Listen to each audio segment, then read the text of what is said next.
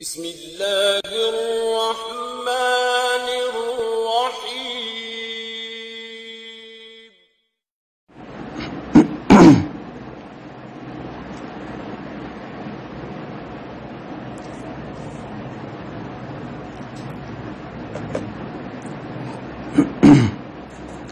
الحمد لله رب العالمين والصلاة والسلام على أشرف الأنبياء والمرسلين وعلى آله وأصحابه ومن تبعهم بإحسان إلى يوم الدين، أما بعد، فأعوذ بالله من الشيطان الرجيم، بسم الله الرحمن الرحيم۔ سبحان الذي أسرى بعبده ليلا من المسجد الحرام إلى المسجد الأقصى الذي باركنا حوله لنريه من آياتنا إنه هو السميع البصير۔ سورہ بنی اسرائیل قرآن کریم کی 17ویں سورت ہے، اور سورہ بنی اسرائیل سے ہی 15ویں پارے کا آغاز ہو رہا ہے۔ یہ سورت بھی نبی پاک صلی اللہ علیہ وسلم پر مکہ مکرمہ میں نازل ہوئی تھی، اور اس سورت کا مضمون بھی مکی صورتوں کے مضامین کی طرح ہی توحید، رسالت اور آخرت و قیامت کے بیان پر مشتمل ہے۔ سورت کا آغاز نبی کریم صلی اللہ علیہ وسلم کے ایک بہت بڑے معجزے کے بیان سے کیا گیا ہے، جس کو معراج کا معجزہ کہتے ہیں۔ نبی کریم صلی اللہ علیہ وسلم کو اللہ تعالیٰ نے اپنی قدرت سے، اپنے حکم سے مکہ مکرمہ سے بیت المقدس، شام کی سرزمین، اور پھر بیت المقدس سے شام کی سرزمین سے آسمانوں کی بلندیوں پر پہنچا کر ساتوں آسمانوں سے اوپر سدرۃ المنتہا اور اللہ کے عرش کی سیر کروائی، جنت اور دوزخ کو دکھایا، آخرت کے حالات و واقعات کا مشاہدہ کروایا، اور پھر رسول اللہ صلی اللہ علیہ وسلم اس دنیا میں واپس تشریف لائے۔ ہجرت سے پہلے نبی کریم صلی اللہ علیہ وسلم کی نبوت کو تقریباً 10 سال ہو چکے تھے، یعنی آپ کی عمر مبارک 50 برس ہو چکی تھی جب نبی کریم صلی اللہ علیہ وسلم کو معراج کروایا گیا۔ سیرت نگاروں نے اس حوالے سے مختلف تاریخیں اور سن بیان کیے ہیں کہ معراج کا سفر کب پیش آیا۔ اس پر تو سب کا اتفاق ہے کہ معراج ہجرت سے پہلے مکہ کے قیام کے زمانے میں پیش آیا تھا، لیکن معراج کے سفر کی یقینی طور پر تاریخ اور سن کون سا ہے، اس میں مختلف اقوال ذکر کیے گئے ہیں، لیکن جو مشہور اور معتبر اور مستند قول ہے وہ یہی ہے کہ نبی کریم صلی اللہ علیہ وسلم کو معراج آپ کی اعلان نبوت کے 10ویں سال ہوا تھا، یعنی مدینہ جانے سے 3 سال پہلے۔ دوسری بات یہ کہ آپ صلی اللہ علیہ وسلم کا یہ معراج کا سفر 2 حصوں پر مشتمل ہے۔ ایک حصہ جس کو سورہ بنی اسرائیل کی پہلی آیت میں بیان کیا گیا ہے، من المسجد الحرام الی المسجد الاقصی، کہ آپ مکہ سے مسجد حرام سے سفر کرتے ہوئے شام کی سرزمین پر، فلسطین کی سرزمین پر مسجد اقصی پہنچے۔ ایک سفر یہ ہے جس کا یہاں ذکر ہے۔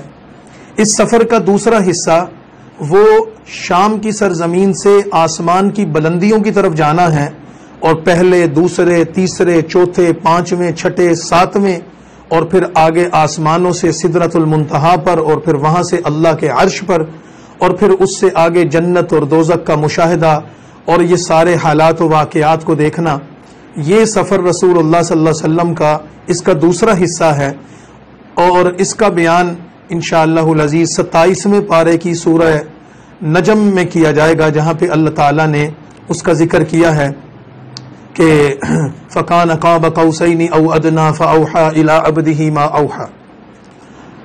رسول اللہ صلی اللہ علیہ وسلم کے اس سفر کو جو مسجد حرام سے مسجد اقصی تک ہے، اس کو شریعت یا سیرت کی اصطلاح میں اسرا کہتے ہیں، اور جو مسجد اقصی یعنی شام کی سرزمین سے آسمانوں کی بلندیوں تک کا سفر ہے، اس کو معراج کہتے ہیں۔ اس بارے میں علماء کرام نے، سیرت نگاروں نے، امت کے اکابر نے یہ بات اتفاقی طور پر ذکر کی ہے، اگرچہ چند حضرات نے اس سے اختلاف بھی کیا ہے، لیکن صحیح رائے یہی ہے کہ نبی کریم صلی اللہ علیہ وسلم کو یہ سفر بیداری کی حالت میں اپنے جسم کے اور روح کے، اپنے وجود کے ساتھ کروایا گیا۔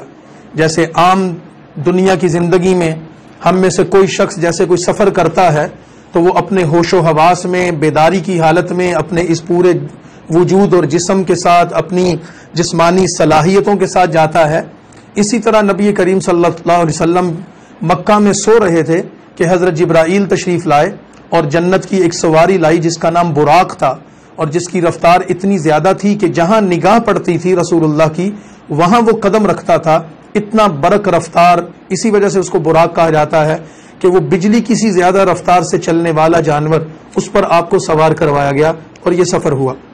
بعض لوگ کہتے ہیں کہ یہ سفر خواب میں ہوا، بعض لوگ کہتے ہیں کہ یہ نیند کی حالت میں تھا۔ ایسا نہیں ہے، اللہ تعالیٰ نے اللہ کے نبی صلی اللہ علیہ وسلم کے اس سفر کو، جو آپ کے معجزات میں سے ایک بہت بڑا معجزہ ہے، اور پچھلے انبیاء میں سے آپ صلی اللہ علیہ وسلم تک اور آپ صلی اللہ علیہ وسلم سے لے کر دنیا کے قیامت کی صبح تک آنے والے تمام انسانوں میں سے کسی انسان، کسی بزرگ، کسی ولی یا کسی نبی کو بھی یہ اعزاز اور یہ سفر حاصل نہیں ہوا جو نبی کریم صلی اللہ علیہ وسلم کو حاصل ہوا، اور یہ آپ کو بیداری کی حالت میں اپنے جسم کی صحیح سلامت ہوش و حواس میں حاصل ہوا۔ اسی وجہ سے قرآن کریم نے اس کو اللہ کی نشانیوں میں سے ایک نشانی قرار دیا ہے، اور اسی وجہ سے کافروں نے آپ کے اس سفر پر آپ کی بڑی مخالفت کی تھی، آپ پر طعن کیا تھا، آپ کو الزامات دیے تھے کہ ایسی باتیں بتا رہے ہیں کہ میں ایک رات کے کچھ حصے میں شام تک چلا گیا اور پھر وہاں سے میں آسمانوں پر پہنچا، ایسے تو ناقابل یقین ہے، کون یقین کرتا؟ تو جب کوئی اگر رسول اللہ صلی اللہ علیہ وسلم یہ بات کہتے میں نے خواب میں یہ دیکھا ہے، تو کوئی بھی آپ کو برا بلا نہ کہتا یا آپ کا انکار نہ کرتا، کیونکہ خواب میں تو انسان بہت کچھ دیکھ لیتا ہے۔ لیکن کافروں کا آپ کی مخالفت کرنا اور اس سفر کے بارے میں آپ سے دلیل مانگنا، اور پھر آپ کا ان کو مختلف نشانیاں، علامات اور شواہد اور مختلف دلیلوں سے اپنے سفر کی حقانیت اور سچائی کو ثابت کرنا، یہ اس بات کا ثبوت ہے کہ یہ سفر آپ صلی اللہ علیہ وسلم کی بیداری کی حالت میں ہوا تھا، نہ کہ آپ کی نیند کی حالت میں ہوا تھا۔ تو اس صورت کا آغاز نبی کریم صلی اللہ علیہ وسلم کے اس معجزے کے بیان سے کیا گیا۔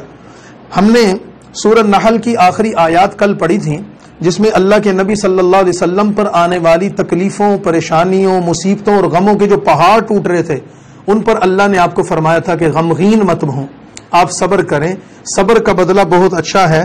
اگر آپ تنگ دل نہیں ہوں گے اور اگر آپ صبر کریں گے اور آپ اپنے غموں اور اپنے دکھوں میں اللہ کی طرف رجوع کریں گے، تو اللہ آپ کو اس بات کی خوشخبری دیتا ہے کہ اللہ آپ کے ساتھ ہے، اور ان قریب آپ کو اللہ تعالیٰ ایک مقام عطا کرنے والا ہے۔ اس صورت کے اختتام پر صبر کی تلقین تھی، آپ کے غموں کا تذکرہ تھا، آپ کی پریشانیوں کا تذکرہ تھا، آپ کی تنگ دلی کا تذکرہ تھا، تو ساتھ ہی اس صورت کے آغاز میں آپ کو ایک ایسے سفر کی اور سیاحت کے ایک ایسے دورے کی خوشخبری دی گئی کہ دنیا کی تاریخ میں اللہ کے کسی بندے نے ایسی سیاحت نہیں کی ہوگی۔ ہمارے ایک معاشرے میں ایسی بات ہوتی ہے، جیسے ہم کہتے ہیں نا کہ کوئی پریشان ہے، دل تنگ ہے، غموں اور صدموں کا مارا ہوا، تو جاؤ بھائی تھوڑا سا جا کر پھر آؤ، آؤٹنگ کر لو، سیر و تفریح کر لو، کوئی بالائی علاقوں میں چلے جاؤ، کوئی سوات چلا جاتا ہے، کوئی مری چلا جاتا ہے، کوئی کالام چلا جاتا ہے، اور جس کے پاس وسائل ہوں وہ اس ملک سے نکلتا ہے تو دوسرے ملک کے کسی خوبصورت اور پرفضا مقام پر چلا جاتا ہے۔ دنیا کے مختلف سیر و سیاحت کے مشہور مقامات کی تفریح کے لیے لوگ چلے جاتے ہیں، تو کس لیے ہوتا ہے؟ ذرا طبیعت ہلکی پھلکی ہو جائے، صحت ٹھیک ہو جائے، غم غلط ہو جائیں، پریشانیاں، مصیبتیں اور یہ دنیا کی تنگیوں نے انسان کو پریشان کر رکھا ہے، اس سے ذرا انسان کا دل جو ہلکا ہو جائے اور توجہ تبدیل ہو جائے۔ گویا کہ اللہ تعالیٰ نے اپنے نبی کو بھی ان کے دل کی تنگی کو دور کرنے، ان کی پریشانیوں اور غموں کا مداوع کروانے کے لیے ایک ایسا سفر کروایا کہ کائنات میں اس سفر کی مثال موجود نہیں ہے۔ یہ سفر معراج کہلاتا ہے۔ پھر چونکہ یہ سفر رسول اللہ صلی اللہ علیہ وسلم کا چونکہ اس کا ایک حصہ شام کی فلسطین کے سرزمین پر ہوا تھا اور وہ بیت المقدس اور وہ سرزمین یہودیوں اور عیسائیوں کا قبلہ رہی ہے، اس وجہ سے اس سورت کے آغاز ہی میں بنی اسرائیل اور خصوصاً حضرت موسیٰ علیہ السلام کے نام لیواؤں یعنی یہودیوں کا تذکرہ کرتے ہوئے ان کو بتایا کہ دیکھو آخری نبی کو ہم نے کیسا مقام دیا کہ وہ تمہاری اس سرزمین پر بھی پہنچا، اور وہاں رسول اللہ نے مسجد اقصیٰ میں سارے نبیوں کو امامت کروائی تھی، اللہ تعالیٰ نے سارے نبیوں کو وہاں آپ کی اقتداء میں جمع کیا اور آپ ان کے وہاں امام بنے، اسی وجہ سے آپ کو سید الانبیاء کہا جاتا ہے۔ تو یہودیوں کو مخاطب ہو کر کہا جا رہا ہے کہ اپنے وقت کو بھی یاد کرو اور نبی کریم صلی اللہ علیہ وسلم کے اس مقام کو بھی دیکھو، اور اسی مناسبت سے پھر بنی اسرائیل کو اللہ کے نبی کی اطاعت کی تعلیم دیتے ہوئے دو واقعات کا ذکر کیا جو آیت نمبر 5، 6 اور 7 میں ذکر کیے جا رہے ہیں کہ اے بنی اسرائیل تمہاری بدعمالیوں کی سزا تمہیں پہلے بھی مل چکی، اور وہ یہ تھی کہ اللہ تعالیٰ نے ان پر دو بادشاہوں کو مسلط کیا۔ پہلے اللہ نے ان پر ایک بخت نصر نام کے بادشاہ کو مسلط کیا جو عراق کے علاقے بابل کے ایک شہر سے آیا تھا، جس نے آ کر بنی اسرائیل کی اینٹ سے اینٹ بجا دی تھی اور ان سب کو قید کر کے غلام بنا کر اپنے ملک اپنے شہر لے گیا تھا، اور تقریباً یہ 70 سال تک اس کے قید رہے، اس کے غلام رہے۔ پھر ان کی توبہ کی وجہ سے، ان کی بری حالت کی وجہ سے اللہ کو ان پر رحم آیا اور اللہ نے ایران کے ایک بادشاہ کو بخت نصر پر مسلط کیا اور اس نے اس بابل کے شہر کو فتح کیا اور بخت نصر کے لشکروں کو شکست دی۔ اس شکست کے نتیجے میں بنی اسرائیل کو ایران کے بادشاہ نے ان پر رحم کھا کر آزاد کروایا اور ان کو پھر اپنی سرزمین فلسطین پر آباد کیا، لیکن یہ پھر اللہ کے نافرمان بنے، پھر بغاوت اور سرکشی کرنے لگے۔ اس کے نتیجے میں حضرت عیسیٰ علیہ السلام کے زمانے کے بالکل قریب اللہ نے ایک اور ظالم بادشاہ کو ان پر مسلط کر کے ان کو ان کی غلامی میں دے دیا۔ ان ساری باتوں کا حاصل یہ تھا کہ اے بنی اسرائیل اگر تم اللہ کی دشمنی سے باز نہیں آؤ گے، اس کے نبی کی عداوت اور دشمنی سے باز نہیں آؤ گے، جس طرح ماضی میں تم پر ذلتیں مسلط ہوتی رہی ہیں، اسی طرح اب بھی تم پر کوئی نہ کوئی جابر، کوئی مسلط ہوگا، کوئی تم پر ایسا بندہ آ جائے گا جو تمہیں ذلیل و رسوا کرے گا، اور قیامت تک تم اسی طرح ذلیل و خوار ہوتے رہو گے جب تک کہ تم رسول اللہ کی اطاعت نہیں کرتے۔ اسی طرح پھر اس صورت کے اندر اللہ کی توحید کے مختلف مضامین کو بیان کیا گیا ہے اور کچھ اہم چیزیں ہیں جو اللہ تعالیٰ نے رسول اللہ صلی اللہ علیہ وسلم کے توسط سے اس امت کو عطا فرمائیں۔ آیت نمبر 22 سے لے کے 38 تک مسلمانوں کو کچھ احکام دیے ہیں جو مسلمانوں کی معاشرتی زندگی کی اصلاح سے تعلق رکھتے ہیں۔ ان احکام کے علاوہ پھر باقی چیزیں ہیں۔ اب ہم آیات کو دیکھتے چلے جائیں گے تو انشاءاللہ یہ صورت اس کے مضامین ہمارے سامنے آئیں گے۔ سورت کی پہلی آیت سبحان الذی اسری بعبدہ، سورہ بنی اسرائیل کی پہلی آیت میں سفر معراج کا پہلا حصہ جس کو اسرا کہتے ہیں اس کا ذکر ہے۔ پاک ہے وہ ذات، اللہ کی ذات پاک ہے۔ اسری بعبدہ لیلا من المسجد الحرام الی المسجد الاقصی، جس نے ایک رات کو اپنے بندے کو مسجد حرام سے مسجد اقصی تک سیر کروائی۔ الذی بارکنا حولہ، مسجد اقصی وہ جگہ ہے جس کے ارد گرد اللہ تعالیٰ فرماتے ہیں ہم نے برکت رکھی ہے اور ہماری اس میں کچھ نشانیاں ہیں جو ہم اپنے نبی کو دکھانا چاہتے تھے۔ اقصی کی سرزمین کو سرزمین انبیاء بھی کہا جاتا ہے۔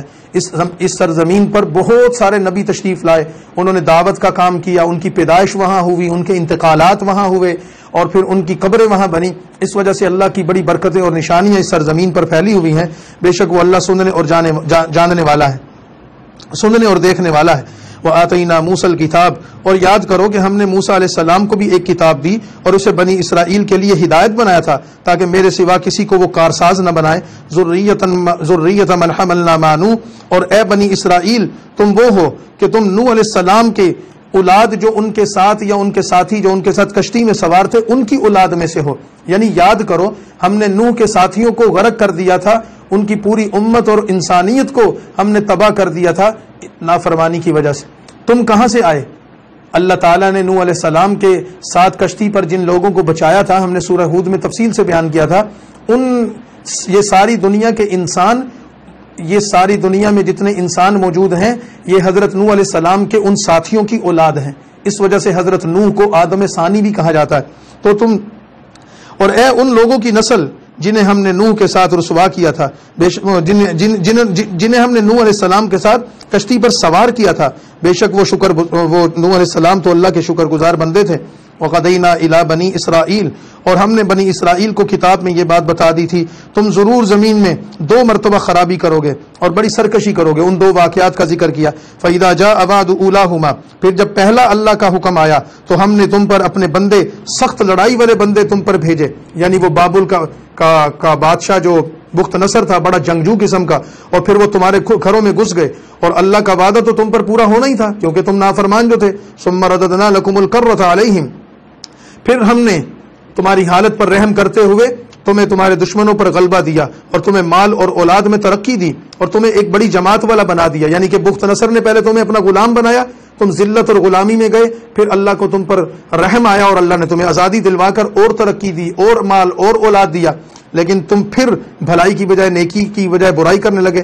ان احسنتم احسنتم لانفسکم، اگر تم نے بھلائی کی تو اپنے ہی لی کی، اور اگر تم نے کسی زمانے میں کوئی برائی کی تو وہ بھی اپنے ہی لی۔ پھر جب دوسرا وعدہ اللہ کا آیا کہ تمہارے چہروں پر رسوائی پھیر دیں اور مسجدوں میں گھس جائیں جس طرح کہ پہلی بار گھس گئے تھے، یعنی کہ جب ظالم بادشاہ تم پر مسلط ہوئے وہ تمہاری عبادت گاہوں میں گھس گئے، تمہارے گھروں میں گھس گئے، اور جس چیز پر قابو پا سکتے تھے انہوں نے اس کا ستیہ ناش کر دیا۔ عسیٰ ربکم ان یرحمکم، تمہارا رب قریب ہے کہ تم پر رحم کرے، اور اگر تم پھر وہی کچھ کرو گے، یعنی ہمارے نبی کے ساتھ عداوت و دشمنی کرو گے تو پھر کیا ہے، پھر ہم بھی وہی کریں گے، اور ہم نے دوزخ کافروں کے لیے قید خانہ بنایا ہے۔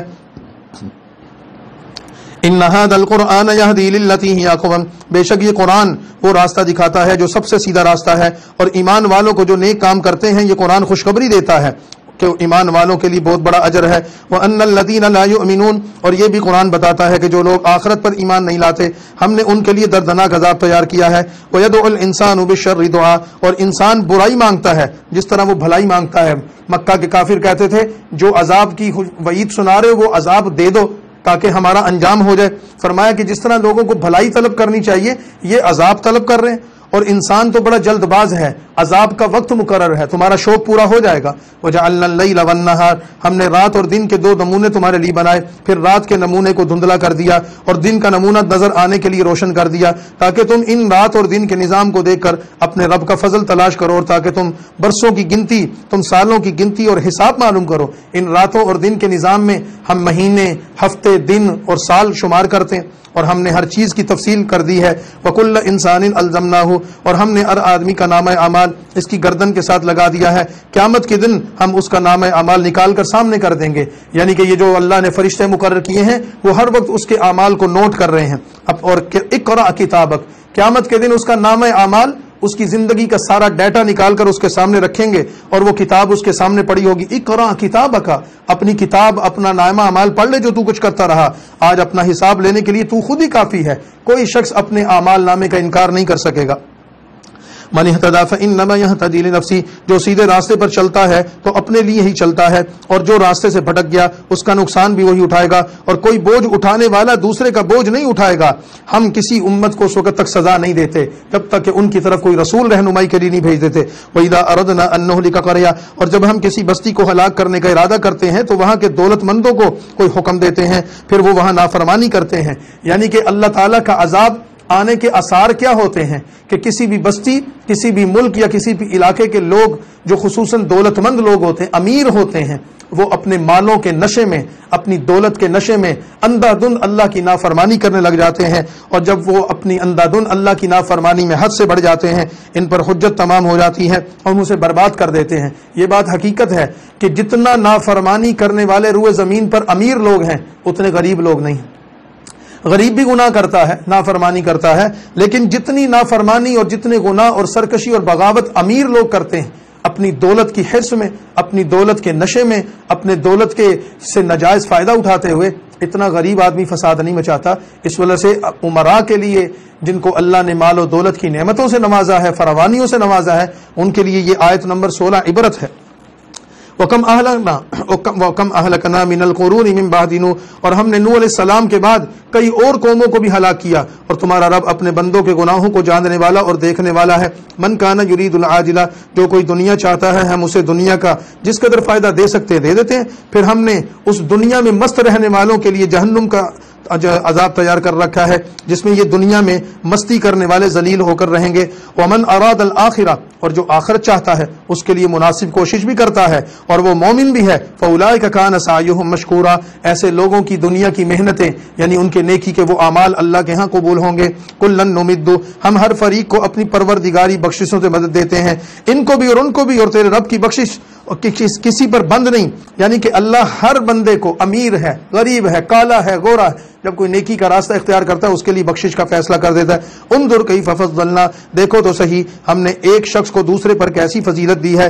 دنیا میں اللہ نے مراتب قائم کر دیے، کوئی امیر ہے، کوئی غریب ہے، کوئی طاقتور ہے، کوئی کمزور ہے، کوئی آقا ہے، کوئی غلام ہے، یہ اللہ نے مرتبے بنائے. اور آخرت کے اصل مرتبے اور جو درجے ہیں، فضیلت تو ان کے اندر ہے. دنیا میں ان چیزوں کی کوئی حقیقت نہیں ہے، یہ عارضی ہے. لا تجعل مع اللہ، اللہ کے ساتھ کوئی اور معبود نہ بناؤ ورنہ تم ذلیل ہو کر رہو گے. وقضى ربك الا تعبدوا، اور اللہ تمہیں نصیحت دیتا ہے. یہ آیت نمبر 22 سے اللہ تعالیٰ کے وہ احکامات شروع ہو گئے جو میں نے بتایا تھا کہ آیت نمبر 22 سے لے کے آیت نمبر 38 تک مسلمانوں کو مختلف احکام دیے گئے ہیں معاشرتی حسن کے لیے. اپنے معاشرے کو خوبصورت کرو. ان میں سے پہلا حکم یہ تھا اللہ کی عبادت کرو. اللہ کے علاوہ جس کی عبادت کرو گے، اللہ کے علاوہ اپنی حاجات کو جس کے سامنے رکھو گے، ذلیل ہو جاؤ گے. جیسے کہتے ہیں نا، یہ ایک سجدہ دیتا ہے تجھے 1000 سجدوں سے نجات. پانی پانی کر گئی مجھ کو کلندر کی یہ بات، تو جھکا جب غیر کے آگے تو نہ تن تیرا نہ من. اللہ کے در کو چھوڑ کر جب کوئی انسان کسی غیر کے آگے اپنا سر جھکاتا ہے، اپنی جبین جھکاتا ہے، تو ذلیل و رسوا اور خوار ہو جاتا ہے. اور جب کوئی انسان دنیا کے سارے دروں کو چھوڑ کر ایک رب العالمین کے در پر سجدہ کرتا ہے تو اس کو عزت بھی ملتی ہے اور بے نیازی بھی ملتی ہے. تو پہلا حکم یہ دیا آیت نمبر 20 میں کہ اللہ کے علاوہ کسی کو معبود نہ بناؤ، حاجت روا نہ بناؤ ورنہ ذلیل و رسوا ہو جاؤ گے. دوسرا، وقضى ربك الا تعبدوا، اور تمہارا رب یہ فیصلہ کر چکا ہے اس اللہ کے علاوہ کسی کی عبادت نہ کرنا. اللہ کی عبادت کے بعد سب سے بڑا حکم یہ ہے ماں باپ کے ساتھ حسن سلوک اور نیکی کرو، کیونکہ اللہ تعالیٰ نے تمہارے ماں باپ کو تمہیں دنیا میں آنے کا ذریعہ بنایا ہے. اگر میرے ماں باپ نہ ہوتے تو میں اس دنیا میں نہ ہوتا. دنیا کے جتنے انسان ہیں ان کی موجودگی ان کے ماں باپ کی وجہ سے ہے. فرمایا وہ تمہارے حسن سلوک کے مستحق ہیں. اما یبلغن عندک الکبر، اگر تمہارے سامنے ان میں سے ایک یا دونوں بڑھاپے کو پہنچ جائیں تو انہیں اف بھی نہ کہو، یعنی ان کی نافرمانی نہ کرو. یہ ذہن میں رکھنا چاہیے کہ یہ اطاعت شریعت کے معاملات میں ہے. اگر ماں باپ کسی ایسے حکم کی کوئی ایسا حکم دے دیں جو شریعت کے خلاف ہو تو پھر ماں باپ کی اطاعت کرنا بھی جائز نہیں ہے. باقی اگر کوئی شریعت سے متصادم کوئی حکم نہیں ہے دنیا یا دیگر معاملات کے حوالے سے، پھر ان کی اطاعت ہونی چاہیے، ان کی خدمت ہونی چاہیے. ولا تنہرہما، اور ان سے کوئی ایسا کلام نہ کرو کہ جو ان کے ساتھ کوئی تلخی ہو. ولا تنہرہما، ان کو جھڑکو مت. وقل لہما قولا کریما، اور ان سے بہترین طریقے سے بات کرو. واخفض لہما جناح الذل، اور ان کے سامنے شفقت سے عاجزی کے ساتھ جھکے رہو اور کہو، ان کے لیے دعا کرتے رہو، اے میرے پروردگار ان پر اسی طرح رحم فرما جیسے انہوں نے میرے بچپن میں مجھ پر رحم کیا. اگر ہمارے ماں باپ ہمارے بچپن میں ہمیں شفقت اور رحم سے نہ پالتے ہم ان جوانی کی حدوں کو نہ پہنچتے، اور اگر ہمارے ماں باپ ہمارے ساتھ شفقت اور رحم دلی نہ کرتے تو ہم آج اس منصب یا مقام پر نہ ہوتے، اس حیثیت میں نہ ہوتے. جس طرح انہوں نے رحمت اور شفقت اور رحم دلی کے ساتھ ہماری پرورش کی، آج بڑھاپے میں وہ ہماری محبت اور شفقت کے محتاج ہیں. ربکم اعلم بما فی نفوسکم، جو کچھ تمہارے دلوں میں ہے تمہارا رب خوب جانتا ہے. اگر تم نیک بنو گے تو وہ توبہ کرنے والے کو بخشنے والا ہے. وآتی ذی القربی، تیسرا حکم آ گیا کہ اللہ تعالیٰ تمہیں حکم دیتے ہیں رشتہ دار تمہارے جو بھی ہوں، دور کے یا قریب کے، ددھیال یا ننھیال کے، اور مسکین اور مسافر، جب تمہیں واسطہ پڑ جائے ان کے ساتھ تو ان کو ان کا حق دے دو، اور مال کو بے جا خرچ نہ کرو. یہ چوتھا حکم، تم اپنے کسی رشتہ دار کے ساتھ، کسی مسکین کے ساتھ، کسی مسافر یعنی ان کے ساتھ زیادتی نہ کرو، حق تلفی نہ کرو، جو ممکن ہو سکتا ہے ان کی مدد کرو. ولا تبذر تبذیرا، اور اپنے مال کو بے جا خرچ نہ کرو. ایک ہوتا ہے اسراف، ایک ہوتا ہے تبذیر. اسراف یہ ہوتا ہے فضول خرچی کرنا، یعنی کسی بھی کام میں لگا دینا چاہے وہ ناجائز نہ بھی ہو. مثال کے طور پر کھانا لیا ہم نے بازار سے، 2 بندوں کا کھانا چاہیے تھا، ہم نے 4-5 بندوں کے برابر لے لیا. اب یہ کھانا ہم نے 2 بندوں نے کھایا اور باقی پھینک دیا، ضائع کر دیا. یہ اسراف ہوتا ہے. مثال کے طور پر پانی، 1 لیٹر پانی سے بھی کام چل سکتا تھا، ہم 5 لیٹر ضائع کر دیتے ہیں. یہ اسراف اور فضول خرچی ہے. لیکن تبذیر یہ ہوتا ہے کہ کسی انسان کو اللہ نے مال دیا اور وہ اپنے مال کو گناہوں کے کاموں میں، ناجائز کاموں میں لگاتا ہے، اپنے مال کو خدا کی بغاوت پر خرچ کرتا ہے. فرمایا کہ یہ تبذیر نہ کرو. وکان ان المبذرین، بے شک بیجا اور خرچ کرنے والے، زیادتی کرنے والوں، یہ شیطانوں کے بھائی ہیں، اور شیطان اپنے رب کا ناشکر گزار ہے. اور ما توردن عنہم ابتغاء، اور اگر تمہیں اپنے رب کے فضل کے انتظار میں جس کی تجھے امید ہے منہ پھیرنا پڑے تو ان سے نرم بات کہہ دے. یعنی کہ اگر تمہارے دروازے پر کوئی مسکین، کوئی فقیر، کوئی محتاج آ کر سائل سوال کرتا ہے کہ اللہ کے نام پر مجھے کچھ دے دو، تمہارے پاس کچھ دینے کو ہے تو اس کو دو، اگر تمہارے پاس دینے کو نہیں ہے تو اس سے ڈانٹ ڈپٹ کر کے، بدتمیزی کر کے اس کو ذلیل نہ کرو. تم یہ کہو کہ اللہ کے بندے میرے لیے دعا کر، ابھی میرے پاس کچھ نہیں ہے، جب مجھے اللہ کا فضل یعنی رزق ملے گا تو تجھے بھی دوں گا. تو مناسب طریقے سے اس کو نرمے طریقے سے ٹال دو. فقیر یا مسکین کو دینے کی حاجت نہیں، دینے کی پوزیشن نہیں ہے تو ان کے ساتھ ڈانٹ ڈپٹ کر کے بدتمیزی نہ کرو. وَلَا تَجْعَلْ يَدَكَ مَغْلُولًا، اور اپنا ہاتھ اپنی گردن کے ساتھ باندھا ہوا نہ رکھ اور نہ اسے کھول دے. یہ ایک محاورے کے طور پر ہے. اتنے سخی بھی نہ بنو کہ مال کو ضائع کرتے رہو، اور اتنے کنجوس بھی نہ بنو کہ تم اپنے مال کو سنبھال کر رکھو. تمہاری اولاد، تمہارے اہل و عیال، رشتہ دار یا تمہارے جو مستحقین ہیں تمہارے مال سے ان کو کوئی فائدہ نہ ہو. تو فَتَقْعُدَ مَلُومًا مَحْسُورًا، اگر تم اپنے مال کو بخل کے ساتھ اتنا جمع کرو گے تب بھی تم غمگین ہی رہو گے. بخیل جو ہوتا ہے نا وہ اپنے مال کو گنتا رہتا ہے، اور جب جتنی مرتبہ گنتا ہے اتنا ہی کم ہو جاتا ہے. اور سخی جو ہوتا ہے وہ اپنے مال کو خرچ کرتا ہے. تو فرمایا اتنا بھی خرچ نہ کرو کہ سارا ہی دے دو اور تم خود محتاج ہو جاؤ. لہذا اعتدال کا راستہ اختیار کرنا. چاہے کوئی انسان اللہ کے راستے میں مال دیتا ہے، اس کو زکوٰۃ کی ادائیگی کے بعد جو فرض ہے اس فرض کی ادائیگی کے بعد صدقہ، خیرات اور عطیات دیتے ہوئے اعتدال میں رہنا چاہیے کہ ایسا نہ ہو کہ وہ سارا ہی مال خرچ کر دے، پھر وہ خود یا اس کی اولاد اور اہل و عیال جو ہیں وہ لوگوں کے محتاج ہو جائیں. تو اعتدال سکھایا ہے. مال کو جمع کرنے میں بھی معتدل رہو اور مال کو خرچ کرنے میں بھی معتدل رہو. ان ربک یبسط الرزق، بے شک تمہارا رب جس کے لیے چاہتا ہے رزق کھول دیتا ہے، اور اللہ جس کے لیے چاہتا ہے رزق تنگ کر دیتا ہے. بے شک وہ اپنے بندوں کو جاننے والا، دیکھنے والا ہے. ولا تقتلوا اولادکم خشیۃ املاق، اپنی اولادوں کو تنگ دستی کے ڈر سے قتل نہ کرو. جاہلیت کے دور میں خصوصاً لڑکیوں کو قتل کر دیتے تھے، بچیوں کو قتل کر دیتے. ہم ان کو کھلائیں گے کہاں سے، پالیں گے کہاں سے، پھر ان کو بیاہنا پڑے گا، یہ ساری چیزیں ہوتی تھیں. ہم نے سورہ نحل میں 14ویں پارے میں گزشتہ روز اس کی تفصیل بتائی تھی کہ جب کسی کافر کے ہاں بچی کی پیدائش ہوتی تو وہ کتنا بدبختی کا اظہار کرتا تھا. تو فرمایا کہ اپنی اولادوں کو اس ڈر سے قتل نہ کرو کہ ہم ان کو کھلائیں گے کہاں سے. نحن نرزقہم وإیاکم، ہم تمہیں بھی رزق دیتے ہیں، تمہاری اولاد کو بھی ہم ہی دیتے ہیں. بے شک اس اولاد کا قتل کرنا یہ بہت بڑا گناہ ہے. وَلَا تَقْرَبُوا الزِّنَا إِنَّهُ كَانَ فَاحِشًا، ایک اور حکم آ گیا، زنا کے قریب نہ جاؤ، بے شک وہ بہت بڑی بے حیائی ہے. زنا ان جرائم میں سے ہے جن پر اللہ کا غصہ آتا ہے، اللہ کا عذاب آتا ہے. اللہ تعالیٰ یہ بے حیائی اور عریانی اور فحاشی ان اسباب کی وجہ سے اپنی لعنتیں اتارتے ہیں. بے حیا، اور صرف زنا غلط نہیں ہے، زنا کی طرف جانے والے اسباب بھی غلط ہیں. ایک مرد یا ایک عورت ایسا انداز اختیار کریں کسی کے ساتھ دوستی لگا کر، اپنی وضاقتہ کے ذریعے، اپنے لباس کے ذریعے، کہ لوگوں کو دعوت گناہ دیں. زنا جس طرح خود حرام ہے اسی طرح وہ اسباب جو انسان کو زنا کے راستے پر چلاتے ہیں وہ بھی حرام ہے. آپ بتائیے کہ زنا کیسے ہوتا ہے؟ ایک مرد اور ایک عورت جب آپس میں ناجائز تعلقات قائم کر کے اپنی شہوت پوری کرتے ہیں تو یہ ایک دم نہیں ہوتا. یہ ایک دم نہیں ہوتا. پہلے دوستی ہوتی ہے، میسیجنگ ہوتی ہے، ایک دوسرے کے ساتھ تبادلہ خیال ہوتا ہے، پھر قربت بڑھتی ہے، پھر بے تکلفی پیدا ہوتی ہے، پھر ایک دوسرے کے ساتھ جسمانی طور پر کھیل کود شروع ہوتا ہے، پھر جا کر زنا جیسا گندا کام سرزد ہوتا ہے. تو جو اعمال زنا تک پہنچاتے ہیں، یہ میل ملاپ، یہ دوستی، یہ تعلقات، چاہے یہ فون کے ذریعے ہے، چاہے یہ موبائل کے ذریعے ہے، چاہے یہ نیٹ کے ذریعے ہے، یا چاہے براہ راست ہے، کسی بھی مقام، کسی بھی جگہ پر قرآن کریم کہتا ہے کہ اس کے قریب بھی نہ جانا، یہ تمہیں برباد کر کے رکھ دے گا. وَسَاءَ سَبِيلًا، یہ تو تباہی کا راستہ ہے.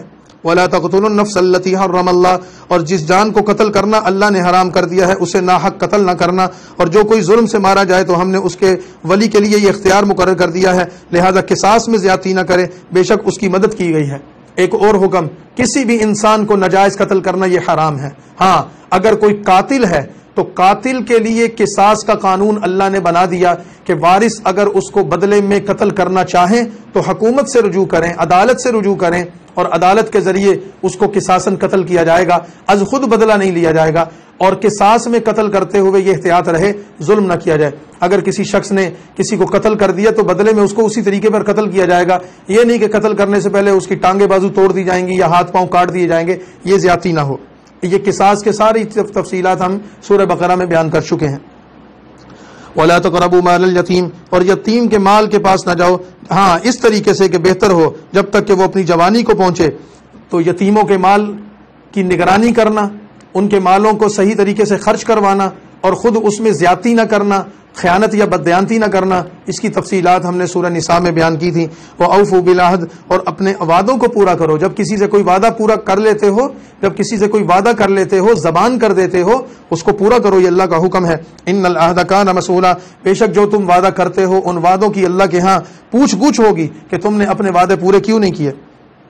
وَأَوْفُوا الْكَيْلَ إِذَا كِلْتُمْ وَزِنُوا، اور ناپ کو تول کر دو، ناپ تول میں کمی نہ کیا کرو، پورا ناپ تول دیا کرو، صحیح ترازو سے تول کر دو، یہ بہتر ہے، اور جو یہ کرتا ہے اس کا انجام بھی اچھا ہے۔ حضرت شعیب علیہ السلام کی قوم کا قصہ ہم نے پڑھا، ان پر عذاب آنے کی ایک وجہ یہ بھی تھی کہ وہ ناپ تول میں کمی کرتے تھے، تجارت کرتے تھے تو خیانت کرتے تھے۔ وَلَا تَقْفُ مَا لَيْسَ لَكَ بِهِ عِلْمٌ، اور جس بات کی تمہیں خبر نہیں اس کے پیچھے نہ پڑو۔ تمہیں اڑتی کسی کے بارے میں کوئی خبر پہنچ گئی اور تم اس کی ٹو میں لگ گئے، اس کی جستجو میں لگ گئے، یا سنی سنائی باتوں پر یقین کر کے کسی کی اچھائی یا برائی کا فیصلہ کر لیتے ہو، تو سنی سنائی باتوں پر یقین کر کے کسی کے اچھے یا برا ہونے کا فیصلہ نہ کرو، بلکہ اول تو کسی سنی سنائی کے پیچھے پڑو نہ، اور اگر تمہیں کوئی ایسی ضرورت یا حاجت ہے تو کسی کے بارے میں رائے قائم کرنے سے پہلے، تم کسی کے بارے میں فیصلہ کرنے سے پہلے تحقیق حال کرو۔ ہمارے معاشرے میں یہ ہے کہ ایک بندے نے آگے کہا فلاں یہ کرتا ہے، فلاں یہ کہتا ہے، ہم کہتے ہیں وہ تو ہے ہی برا، وہ تو ہے ہی ایسا۔ ایسا نہ کرو، حقیقت حال کو جانو۔ بے شک کان اور آنکھ اور دل ہر ایک سے باز پرس ہوگی، تمہاری آنکھ جو دیکھتی ہے، تمہارا کان جو سنتا ہے، تمہارے دل کے جو خیالات ہیں، اللہ کو سب پتا ہے اور اللہ پوچھے گا۔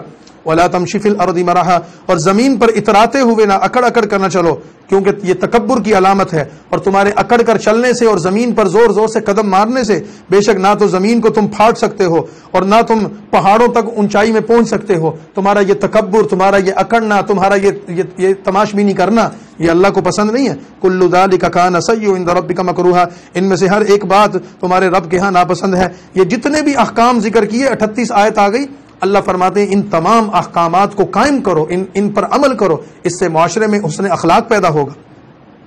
اور یہ سارے اعمال اللہ کو پسند ہیں، ان کو کرو، اور جن سے منع کیا گیا ان سے رک جاؤ۔ ذالک مما اوحی الیک ربک من الحکمہ،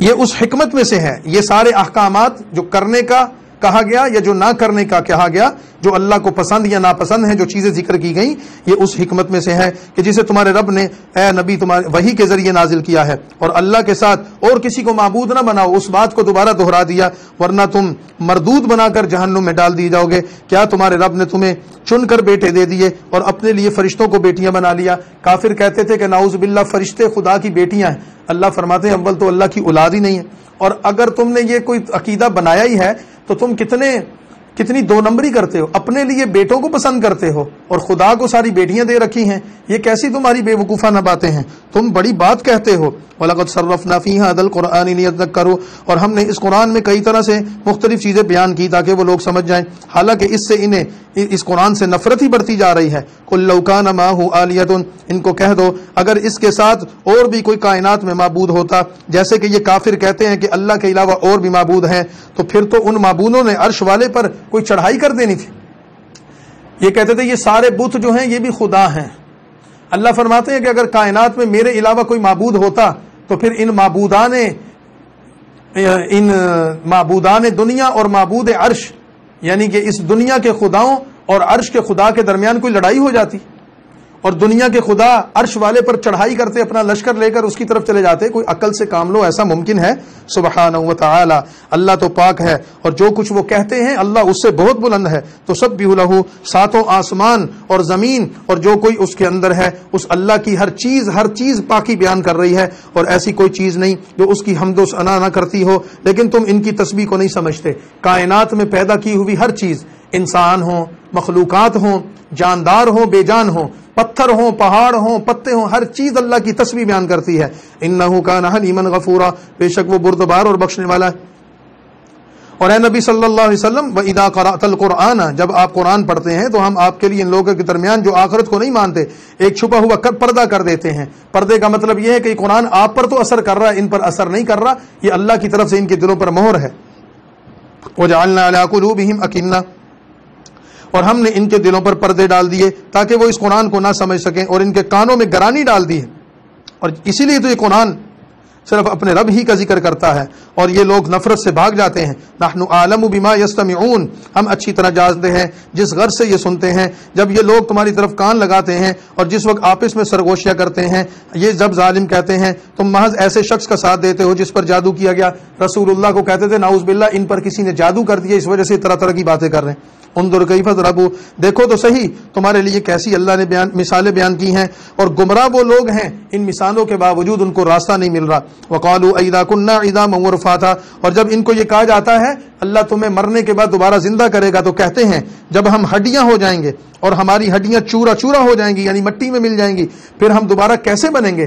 اللہ فرماتے قل كونوا حجارة او حدیدا، ان سے پوچھو کہ تم پتھر ہو یا لوہا ہو جاؤ، جو بھی ہو جاؤ، او خلقا مما یکبر فی صدورکم، یا کوئی اور چیز بن جاؤ جسے تم اپنے دلوں میں مشکل سمجھتے ہو۔ پھر وہ کہیں گے ہمیں دوبارہ کون لٹائے گا؟ اللہ تعالیٰ کہتے ہیں تم پتھر کے بن جاؤ، لوہے کے بن جاؤ، یا کوئی اور چیز میں تبدیل ہو جاؤ، اللہ تمہیں دوبارہ زندہ کرے گا۔ قل الذی فطرکم اول مرہ، وہی اللہ جس نے تمہیں پہلی مرتبہ پیدا کیا ہے۔ پھر تمہارے سامنے سروں کو ہلا کر کہیں گے یہ مرنے کے بعد دوبارہ زندہ ہونا کون سی تاریخ کو ہوگا؟ مذاق کرتے ہیں؟ کہہ دو کہ وہ وقت بھی تمہارے قریب آنے والا ہے۔ یوم یدعوکم، جس دن تمہیں پکارا جائے گا، پھر اس اللہ کی تعریف کرتے ہوئے تم چلے آؤ گے اور خیال کرو گے کہ تم تو اپنی قبروں میں چند دن ہی ٹھہرے رہے، لیکن پھر تمہیں اپنا انجام دکھایا جائے گا۔ وَقُلْ لِعِبَادِي يَقُولُوا الَّتِي هِيَ أَحْسَنُ، اور اے نبی میرے بندوں سے کہہ دیجئے وہی بات کہیں جو بہتر ہو، بے شک شیطان آپس میں لڑا دیتا ہے۔ کافروں کی تانا زدگیوں کے جواب میں فرمایا کہ ایسی بات نہ کریں کہ مسلمانوں کے شایان نشان نہ ہو، ان کی برے باتوں کا جواب بھی اچھے انداز میں دیں۔ بے شک شیطان انسان کا کھلا دشمن ہے۔ ربکم اعلم بکم، تمہارا رب تمہیں اچھی طرح جانتا ہے، اگر چاہے تو تم پر رحم کرے اور اگر چاہے تو تمہیں عذاب دے، اور ہم نے تمہیں ان پر ذمہ دار اور دروغہ بنا کر نہیں بھیجا۔ وربک اعلم بمن فی السماوات، اور تمہارا رب اچھی طرح جانتا ہے جو آسمانوں اور زمین میں ہے۔ اور ہم نے بعض پیغمبروں پر فضیلت دی، اور ہم نے داؤد علیہ السلام کو زبور بھی دی۔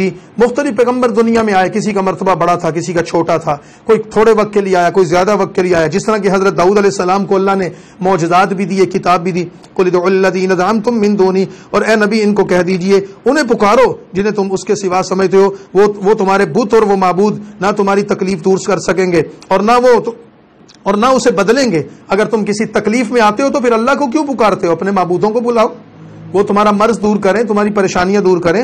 اولئک الذین یدعون یبتغون الی ربہم، وہ لوگ جنہیں یہ پکارتے ہیں یعنی وہ جھوٹے معبود جو ان میں سے زیادہ مقرب ہیں، وہ بھی اپنے رب کی طرف نیکیوں کا ذریعہ تلاش کرتے ہیں۔ مشرکین مکہ بتوں کی عبادت کے علاوہ فرشتوں کی بھی عبادت کرتے تھے، جنات کو بھی پوچھتے تھے۔ اللہ فرماتے ہیں کہ کچھ تو بالکل بے جان ہیں جیسے بت، کچھ فرشتے ہیں جن کی یہ عبادت کرتے ہیں، تو وہ تو خود اللہ کی عبادت کرتے ہیں اور اللہ کی خوشنودی اور رضامندی کے لیے اللہ کو راضی کرنے کی تدبیریں کرتے رہتے ہیں۔ وہ ان کے خدا کیسے بن گئے؟ اور وہ اس اللہ کی مہربانی کی امید رکھتے ہیں اور اس کے عذاب سے ڈرتے ہیں۔ بے شک تمہارے رب کا عذاب تو ڈرنے کی چیز ہے۔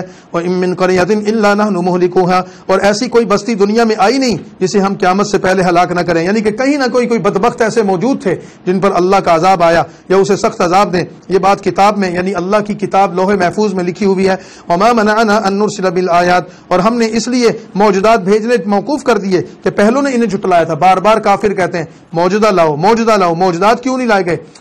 فرما رہے ہیں کہ معجزات ہم نے اس وجہ سے دنیا میں نہیں بھیجے، یا آپ صلی اللہ علیہ وسلم کے مقابلے پر آنے والے کافروں کو فرمائشی معجزے اس وجہ سے نہیں دکھائے جاتے کہ دنیا میں لوگ معجزات کا انکار کرتے تھے، پھر اللہ کو غصہ آتا تھا، پھر اللہ تعالیٰ ان پر اپنا عذاب اتارتے۔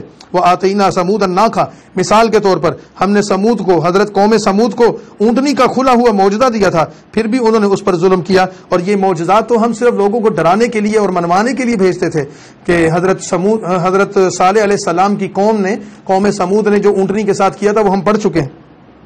وَإِذْ قُلْنَا لَكَ إِنَّ رَبَّكَ أَحَاطَ بِالنَّاسِ، اور جب ہم نے تم سے کہہ دیا تھا کہ تیرے رب نے سب کو قابو میں کر رکھا ہے، اور وہ خواب جو ہم نے تمہیں دکھایا اور وہ خبیث درخت جس کا ذکر قرآن میں ہے، ان سب کو ان لوگوں کے لیے فتنہ بنا دیا، اور ہم نے تو انہیں ڈراتے ہیں سو اس سے ان کی شرارت اور بھی بڑھتی چلی جاتی ہے۔ نبی کریم صلی اللہ علیہ وسلم کو جو معجزات اللہ نے بتائے اور آپ صلی اللہ علیہ وسلم نے جو معراج کے سفر میں جو کچھ دیکھا اس کی طرف اشارہ کرتے فرما رہے ہیں یہ بھی تو معجزات ہیں، اس پر کیوں نہیں ایمان لاتے اور اس پر کیوں نہیں یقین کرتے؟ وَإِذْ قُلْنَا لِلْمَلَائِكَةِ اسْجُدُوا لِآدَمَ، اور جب ہم نے فرشتوں سے کہا کہ آدم کو سجدہ کرو تو سوائے ابلیس کے سجدے میں گر پڑے، یعنی کہ یہ حق اور باطل کی لڑائی، شر اور خیر کے یہ سلسلے یہ اس وقت سے ہیں جب ابلیس نے آدم کو سجدے سے انکار کیا تھا اور اس نے یہ کہا ایسے شخص کو کیسے سجدہ کروں اے اللہ جسے تو نے مٹی سے بنایا۔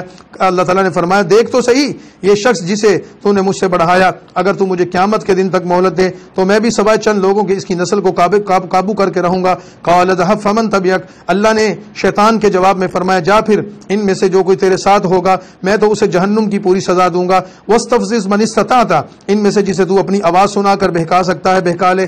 شیطان اپنی آواز کیسے دیتا ہے؟ شیطان کی آواز ایک حدیث میں آتا ہے کہ جیسے یہ گانے بجانے کی آوازیں ہیں، موسیقی کی آوازیں ہیں، یا سنگار کی یہ جو سازوں کی آوازیں ہیں یہ گویا کہ شیطان کی آوازیں ہیں، اور ان پہ اپنے سوار اور پیادے بھی چڑھا دے، یعنی شیطان کے وہ لشکر جو انسانوں کی شکل میں ہیں یا شیاطین کی شکل میں سب کو لگا دے، اور ان کے مال اور اولاد میں بھی شریک ہو جا اور ان سے جھوٹے وعدے کر۔ اور شیطان کے وعدے تو محض فریب ہی فریب ہیں۔ ان عبادی لیس لک علیہم سلطان، شیطان تو جو مرضی کر لے، جتنے مرضی بینڈ باجے بجا لے، جتنے مرضی اپنے لشکر دوڑا لے، اپنے شیطانی کرندوں کو بھگا لے، میرے بندوں پر تیرا غلبہ نہیں ہوگا، اور تیرا رب تو کافی ہے۔ ربکم الذی یزجی لکم الفلک، تمہارا رب تو وہ ہے جو تمہارے لیے دریا میں کشتیاں چلاتا ہے تاکہ تم اس کا فضل تلاش کرو، بے شک وہ تم پر بڑا مہربان ہے۔ وَإِذَا مَسَّكُمُ الضُّرُّ، اور جب تم پر دریا میں کوئی مصیبت آتی ہے تو تم ان بتوں کو بھول جاتے ہو جنہیں اللہ کے سوا پکارتے تھے، پھر جب وہ تمہیں خشکی کی طرف بچا کر لے آتا ہے تو تم اس اللہ سے منہ موڑ لیتے ہو، اور یہ انسان تو بڑا ہی ناشکرا ہے۔ أَفَأَمِنْتُمْ أَنْ يَخْسِفَ بِكُمْ جَانِبَ الْبَرِّ، پھر کیا تم اس بات سے نہ ڈر ہو گئے ہو کہ وہ تمہیں خشکی کی طرف لا کر زمین میں تنسا دے؟ جو اللہ تمہیں سمندر میں غرق کر سکتا تھا وہ خشکی میں بھی تمہیں پکڑ سکتا ہے، یا تم پر پتھر برسانے والی آندھی بھیج دے پھر تم کسی کو اپنا مددگار نہ بنا سکو؟ یا تم اس بات سے بالکل نہ ڈر ہو گئے ہو کہ وہ دوبارہ تمہیں پھیر دے، پھر تمہیں لٹائے، پھر تم پر ہوا کا سخت طوفان بھیج دے، پھر تمہاری ناشکری سے تمہیں غرق کر دے، پھر اپنی طرف سے ہم پر کوئی باز بوز کرنے والا بھی نہ ہو۔ وَلَقَدْ كَرَّمْنَا بَنِي آدم، اور یاد رکھو ہم نے آدم کی اولاد کو بڑی عزت دی ہے، خشکی اور دریاؤں میں اسے سوار کیا، ہم نے انہیں صاف ستھری چیزیں کھانے کو عطا کی، اور بہت سی مخلوقات پر ان کو اللہ نے فضیلت عطا فرمائی ہے۔ اور دیکھو یوم ندعو کل اناس بامامہم، یہ دنیا کی زندگی میں جو کچھ تم کر رہے ہو، قیامت کے دن جس دن ہم ہر جماعت کو ان کے سرداروں کے ساتھ اپنے دربار میں بلائیں گے، سو جسے اس کا اعمال نامہ اس کے دائیں ہاتھ میں دیا گیا وہ لوگ اپنا اعمال نامہ پڑھیں گے اور ان کے ساتھ کسی قسم کی کوئی زیادتی نہیں ہوگی۔ ومن کان فی ھذہ اعمی، اور جو کوئی اس دنیا میں اندھا بن کر زندگی گزار رہا ہے آخرت میں بھی اندھا ہی ہوگا اور اسے پھر جنت کا راستہ نظر نہیں آئے گا۔ وَإِن كَادُوا لَيَفْتِنُونَكَ عَنِ الَّذِي أَوْحَيْنَا، اور بے شک وہ قریب تھے کہ تجھے اس چیز سے بہکا دیں جسے ہم نے تجھ پر بذریعہ وحی بھیجی، تو اس کے بعد ہم پر بہتان باندھنے لگے اور پھر تجھے اپنا دوست بنا لیں۔ اے نبی صلی اللہ علیہ وسلم، کافروں کی تدبیریں سازشیں اتنی زیادہ ہیں کہ اگر آپ ان کی باتوں پر غور کرنا شروع کریں اور ان کے ساتھ چلنا شروع کریں یہ آپ کو بھی راستے سے بھٹکا سکتے ہیں، لیکن اللہ کا کرم اور اس کی وحی ہے کہ وہ آپ کو راستے سے بھٹک نہیں دیتی۔ اذ لأذقناک ضعف الحیات، اور اس وقت ہم اور اگر آپ صلی اللہ علیہ وسلم ایسا کر لیں، نعوذ باللہ، ایسا ممکن تو نہیں ہے کہ نبی کریم صلی اللہ علیہ وسلم کافروں کے ساتھ چلے جائیں، کافروں کے راستے پر چلے جائیں، بتوں کی عبادت کر لیں، لیکن اللہ فرماتے ہیں کہ اگر اے نبی ایسا ہوا، اگر دنیا کی زندگی میں آپ ہمارے محبوب ہیں، اگر آپ نے بھی کوئی ایسا قدم اٹھایا تو پھر ہم آپ کو بھی دگنا عذاب دیں گے اور آپ کو بھی ہمارے مقابلے پر کوئی مدد کرنے کے لیے نہیں ملے گا۔ ظاہری بات ہے کہ نبی کریم صلی اللہ علیہ وسلم کی شان سے یہ تو بعید ہے، یہ تو ناممکن ہے، لیکن اصل میں اللہ بتانا یہ چاہتے ہیں کہ جو اللہ کے راستے کو چھوڑ دیتا ہے اللہ کو پھر اس کی کوئی پرواہ نہیں، چاہے وہ کوئی ہو۔ وَإِن كَادُوا لَيَسْتَفِزُّونَكَ مِنَ الْأَرْضِ، اور وہ تجھے اس زمین سے دھکیل کو دینے کو تھے تاکہ تجھے اس سے نکال دیں، پھر وہ بھی تیرے بعد بہت ہی کم ٹھہرتے۔ یہ اشارہ ہے اس بات کی طرف کہ یہ کافر جہاں پہلے تو آپ کو اس چیز کے لیے آمادہ کر رہے تھے کہ آپ ہمارا دین قبول کر لیں، اپنے بات کو چھوڑ دیں، جب آپ نے ان کی جہالت کو قبول نہیں کیا، ان کے کفر کو قبول نہیں کیا، اپنی حق بات پر آپ قائم رہے، تو اب ان کافروں نے یہ تدبیر کی ہے کہ آپ کو مکہ شہر سے نکال دیں، اس طرف اشارہ ہے، اور پھر کافروں نے آپ کو نکلنے پر مجبور کر دیا ہجرت پر، لیکن اللہ فرما رہے کہ ان قریب ہم آپ کو واپس لائیں گے۔ سنت من قد ارسلنا قبلک من الرسل، تم سے پہلے جتنے رسول ہم نے بھیجے ان کا بھی یہی دستور رہا، اور ہمارے دستور میں تم تبدیلی نہیں کر سکتے۔ اقیم الصلاۃ لدلوک الشمس الی غسق اللیل، نبی کریم صلی اللہ علیہ وسلم کو کچھ ہدایات دی جا رہی ہیں کہ اے نبی صلی اللہ علیہ وسلم ان کافروں کی پرواہ نہ کیجیے، اللہ کی طرف رجوع کیجیے اور اللہ کی عبادت کیجیے۔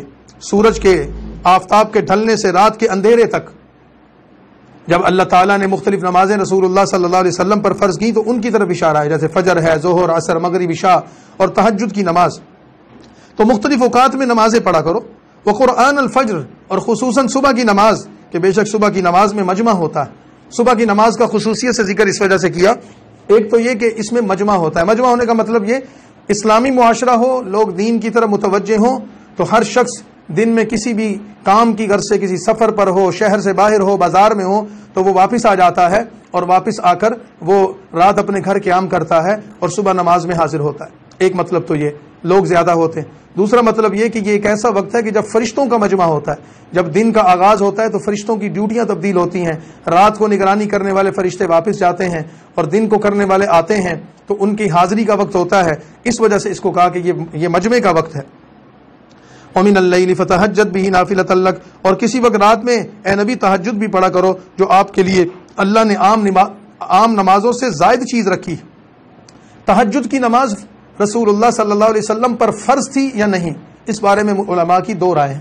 بعض فرماتے ہیں کہ رسول اللہ پر تہجد فرض تھی، امت پر فرض نہیں ہے، اور بعض کہتے ہیں کہ نہیں، رسول اللہ اور امت دونوں کے لیے یہ نماز تہجد کی یہ نفل نماز ہے۔ اب یہ فرض تھی یا نہیں تھی، لیکن نفل تو ہے اور بہت اہم نماز ہے، اور اس کا بہت زیادہ اجر و ثواب ہے، جس کو اللہ توفیق دے اس کو پڑھنی چاہیے۔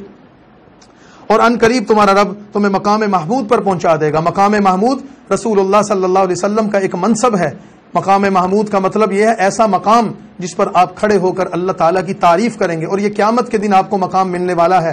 اللہ کے نبی کا یہ منصب اور مقام ہے اور رتبہ ہے جو اللہ تعالیٰ نے آپ کو عطا فرمایا۔ وَقُلْ رَبِّ أَدْخِلْنِي مُدْخَلَ صِدْقٍ وَأَخْرِجْنِي، اور اے نبی کہہ دیجئے اے میرے رب مجھے خوبی کے ساتھ اچھائی کے ساتھ یہاں پہنچا دے اور مجھے اچھائی کے ساتھ نکال لے، اور میرے لیے اپنے طرف سے غلبے کا فیصلہ فرما جس کے ساتھ نصرت ہو۔ وَقُلْ جَاءَ الْحَقُّ، اور آپ کہہ دیجئے کہ حق آ گیا اور باطل مٹ گیا، بے شک باطل مٹنے ہی والا ہے۔ جب رسول اللہ صلی اللہ علیہ وسلم مکہ سے ہجرت کر رہے تھے تو آپ کی زبان پر یہ دعا تھی، اے اللہ میں یہاں سے نکل رہا ہوں، میرے نکلنے کو بھی مبارک کر دے، اور میں پھر اس شہر میں واپس آؤں اب تیری مدد اور نصرت سے، یہ بھی میرے لیے مقدر کر دے۔ تو یہ آیت اللہ تعالیٰ نے اس وقت آپ پر نازل فرمائی۔ اور جو آیت نمبر 81 ہے، قل جاء الحق وزهق الباطل، ٹھیک 8 سال کے بعد آپ کی دعا پوری ہوئی۔ آپ چھپ چھپا کر بے بسی کی حالت میں مکہ سے نکلے تھے، لیکن 8 سالوں کے بعد آپ مکہ میں فاتح بن کر داخل ہوئے، اور جب آپ فاتح بن کر داخل ہو رہے تھے تو آیت نمبر 81 آپ کی زبان پر تھی، جاء الحق وزهق الباطل، کہ حق آ گیا ہے اور غالب مٹ گیا ہے، اور بے شک باطل تو مٹنے ہی والا ہے۔ وَنُنَزِّلُ مِنَ الْقُرْآنِ مَا هُوَ شِفَاءٌ، اور ہم قرآن میں ایسی چیزیں نازل کرتے ہیں وہ ایمان والوں کے حق میں شفا اور رحمت بن جاتی ہیں، اور ظالموں کو اس سے اور زیادہ نقصان ہوتا ہے۔ وَإِذَا أَنْعَمْنَا عَلَى الْإِنسَانِ، اور جب ہم انسان پر انعامات کرتے ہیں تو وہ اپنے رب سے منہ موڑ لیتا ہے، اور جب اسے کوئی تکلیف پہنچتی ہے تو وہ نا امید ہو جاتا ہے۔ قُلْ كُلٌّ يَعْمَلُ عَلَى شَاكِلَتِهِ، اے نبی کہہ دو ہر شخص اپنے طریقہ پر کام کرتا ہے، اور تمہارا رب ہر ایک کے طریقوں کو جانتا ہے، اور تمہارا رب اچھی طرح جانتا ہے کون ہدایت کے راستے پر ہے اور کون ہدایت کے راستے پر نہیں ہے۔ یہاں پر آیت نمبر 84 اور بنی اسرائیل کا 9واں رکوع مکمل ہو گیا۔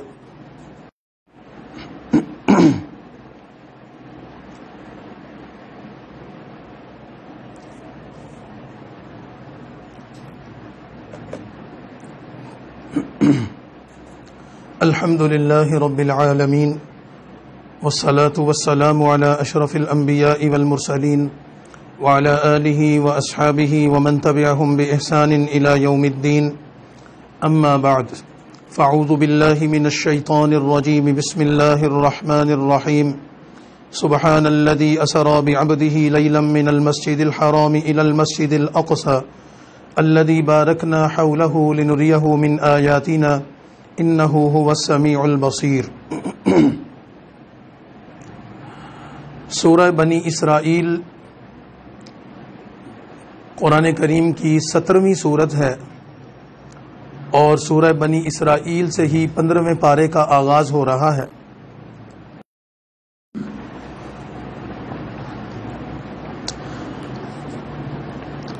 سورہ بنی اسرائیل کا رکوع نمبر 10 اور آیت نمبر 85 میں ایک سوال ہے۔ رسول اللہ صلی اللہ علیہ وسلم کے مکہ کے قیام کے زمانے میں آپ صلی اللہ علیہ وسلم کے خلاف سازشیں تو ہوتی ہی رہتی تھیں، تو مکہ کے کافروں کا ایک وفد وہ مدینہ کے یہودیوں کے پاس گیا، اور وہاں جا کر انہوں نے کہا کہ ہمارے علاقے میں ہمارے خاندان کے ایک شخص نے نبوت کا دعویٰ کیا ہے اور اپنے آپ کو نبی کہتا ہے، بتاؤ ہم کیسے فیصلہ کریں کہ وہ سچا نبی ہے یا جھوٹا نبی ہے، کیونکہ تمہارے پاس آسمانی کتابیں موجود ہیں اور مختلف تمہارے پاس نشانیاں اور علامات موجود ہیں، کوئی ایسی تدبیر بتاؤ جس سے ہمیں ان کے سچا یا جھوٹے ہونے کا پتہ چلے۔ تو یہود کے علماء نے ان کو 3 سوال بتائے اور یہ کہا کہ ان سے جا کر یہ 3 سوال کرو، اور ان 3 سوالوں کے جواب بھی انہوں نے بتا دیے کہ اگر وہ ان 3 سوالوں کے یہ والے جواب دیں گے تو سمجھ لینا کہ وہ سچے نبی ہوں گے، کیونکہ تورات میں انجیل میں اللہ تعالیٰ نے آخری پیغمبر کی علامات جو ذکر کی تھی وہ ان کو معلوم تھی۔ ان 3 سوالوں میں سے ایک سوال انہوں نے یہ بتایا تھا کہ اس نبی سے جا کر یہ پوچھو کہ روح کے بارے میں آپ کیا کہتے ہیں، کیونکہ اللہ تعالیٰ نے جو انسان کو پیدا کیا اور بنایا ہے یہ 2 چیزوں کا مجموعہ ہے، ایک انسان کا جسم ہے جو ظاہری طور پر نظر آتا ہے، اور ایک انسان کی روح ہے جو اس کے اندر ہے۔ انسان اپنے علم سے یا اپنی صلاحیتوں سے ظاہری طور پر یہ تو سمجھتا ہے کہ جب ایک باپ اور ماں کا ملاپ ہوتا ہے، میاں بیوی کا ملاپ ہوتا ہے، اس کے نتیجے میں باپ کا نطفہ ماں کے بیوی کے رحم میں منتقل ہوتا ہے، اور پھر ان نطفوں کے ملنے کی وجہ سے ایک بچے کی تخلیق ہوتی ہے، ایک نطفہ جو ہے علقہ بنتا ہے، مضغہ بنتا ہے، عظام بنتا ہے، جس کا ہم انشاءاللہ سورہ مومنون میں 18ویں پارے میں پڑھیں گے تذکرہ کہ کیسے انسان کی تخلیق ہوتی ہے۔ پھر اس نطفے کے بعد بنتے بنتے وہ ایک انسانی شکل وجود بن کر اس دنیا میں آتا ہے۔ یہ جتنا پروسیس ہے یہ تو انسان کو کچھ نہ کچھ معلوم ہے، لیکن اس نطفے میں اور اس وجود میں جب روح پڑتی ہے، یہ روح کہاں سے آتی ہے اور کیسے آتی ہے، یہ آج تک دنیا میں کوئی نہ جان سکا ہے اور نہ کوئی سمجھ سکا ہے کہ روح آتی کہاں سے ہے، کیسے جاتی ہے اندر، اور کیسے انسانی جسم سے نکلتی ہے تو انسان بیکار ہو جاتا ہے، مردہ ہو جاتا ہے، جی ختم ہو گیا، ایکسپائر ہو گیا، ڈیڈ باڈی ہو گئی۔ تو اللہ تعالیٰ نے فرمایا کہ یہ روح ایک ایسی چیز ہے جو صرف اللہ کا حکم ہے، اللہ کے علاوہ اس روح کی حقیقت کو کوئی نہیں جانتا۔ تو یہودیوں نے کہا کہ ان 3 سوالوں میں سے ایک سوال اس نبی سے روح کے بارے میں کرو۔ جب تم ان سے یہ پوچھو گے کہ روح کے بارے میں آپ کیا جانتے ہیں، اگر تو وہ یہ کہیں کہ میں روح کے بارے میں کچھ نہیں جانتا، یہ اللہ ہی جانتا ہے، تو سمجھ لو کہ سچے نبی ہیں، اور اگر وہ یہ کہیں کہ روح جو ہوتی ہے وہ ایسے ہوتی ایسی ہوتی ہے، کچھ باتیں بتائیں، تو سمجھ لینا کہ جھوٹے ہیں، کیونکہ اللہ تعالیٰ نے روح کا علم دنیا میں کسی کو نہیں دیا۔ تو ان سوالات میں سے 3 سوالوں میں سے ایک سوال یہ ہے جو سورہ بنی اسرائیل کی آیت نمبر 85 میں ذکر ہے، اور 2 سوالات آگے پھر سورہ کہف میں آ رہے ہیں، وہاں بیان کریں گے۔ وَيَسْأَلُونَكَ عَنِ الرُّوحِ، اور اے نبی صلی اللہ علیہ وسلم یہ کافر آپ سے روح کے متعلق سوال کرتے ہیں۔ مختصر اور 2 ٹوک اور 2 لفظی جواب یہ ہے، قُلِ الرُّوحُ مِنْ أَمْرِ رَبِّي، ان کو کہہ دو کہ روح میرے رب کا حکم ہے، اس سے زیادہ مجھے اس کا کچھ نہیں پتا، اور مجھے اس کے بارے میں جو علم دیا گیا ہے وہ بہت ہی تھوڑا ہے، لہذا بات ہی ختم۔ تو آپ نے جب نا علمی کا جواب دیا کہ میرے رب کو پتا ہے مجھے نہیں پتا، تو یہ تصدیق ہو گئی کہ آپ سچے نبی ہیں۔ وَلَئِن شِئْنَا لَنَذْهَبَنَّ بِالَّذِي أَوْحَيْنَا إِلَيْكَ، اور اگر ہم چاہیں تو جو کچھ ہم نے آپ کی طرف وحی کیا ہے اے نبی اسے اٹھا لے، پھر تجھے اس کے لیے ہمارے مقابلہ میں کوئی حمایتی نہیں ملے گا، یعنی آپ کافروں کی باتوں کی پرواہ نہ کریں۔ إِلَّا رَحْمَةً مِّن رَّبِّكَ، آپ کی طرف تو آپ کے رب کی رحمت متوجہ ہے، بے شک آپ پر اس کی اللہ کی بڑی عنایات ہیں۔ قُل لَئِنِ اجْتَمَعَتِ الْإِنسُ وَالْجِنُّ عَلَىٰ أَن يَأْتُوا بِمِثْلِ هَٰذَا الْقُرْآنِ، ان کافروں کو جو قرآن کا انکار کر رہے ہیں کہہ دو اگر دنیا کے سارے انسان اور سب جن بھی مل جائیں اور ایسا قرآن بنانا چاہیں تو وہ ایسا قرآن نہیں لا سکتے، اگرچہ ان میں سے ایک دوسرے کا کوئی مددگار ہی کیوں نہ بن جائے۔ ہم نے قرآن کا چیلنج ذکر کیا تھا کہ اگر تم سچے ہو اس قرآن جیسا کوئی قرآن لا کر دکھاؤ۔ یہاں قرآن کہتا ہے دنیا کے سارے انسان اور جنات مل کر بھی اس چیلنج کو قبول نہیں کر سکتے۔ وَلَقَدْ صَرَّفْنَا لِلنَّاسِ فِي هَذَا الْقُرْآنِ، اور ہم نے اس قرآن میں لوگوں کے لیے ہر ایک قسم کی مثال کھول کر بیان کر دی ہے، پھر بھی اکثر لوگ اس کا انکار کر رہے ہیں۔ وَقَالُوا لَن نُؤْمِنَ لَكَ، اور وہ کافر کہتے ہیں ہم تمہیں ہرگز نہیں مانیں گے جب تک کہ آپ ہمارے لیے زمین سے کوئی چشمہ جاری نہ کر دیں. اللہ کے بندو، نبی کوئی چشمے نکالنے کے لیے تو نہیں آیا، نبی کوئی نہریں بنانے کے لیے تو نہیں آیا. او تکون لک جنۃ من نخیل، یا تمہارے لیے کھجور اور انگور کا کوئی باغ ہو تو پھر اس باغ میں بہت ساری نہریں جاری کر دیں. یعنی کہ تم نبی ہو تو پھر یہاں کوئی باغ اگا کر دکھاؤ. مکہ کی پتھریلی اور سنگلاخ سرزمین سے کوئی چشمہ نکلے، یا مکہ کی سرزمین کو کوئی کھجور اور انگوروں کا باغ ہو جو تمہاری ملکیت میں ہو. او تسقط السماء، یا جیسا تو خیال کرتا ہے کہ ہم پر کوئی آسمان کا ٹکڑا گرا دے، یا تو اللہ اور اس کے فرشتوں کو ہمارے سامنے لے آ. یہ ساری کافروں کی باتیں. او یکون لک بیت من زخرف، یا تمہارے پاس کوئی سونے کا گھر ہو، یا تو تم آسمان پر چڑھ جاؤ، ہم تو تمہارے چڑھنے کا بھی یقین نہیں کریں گے یہاں تک کہ تو ہمارے پاس ایسی کتاب لائے جسے ہم بھی پڑھ سکیں.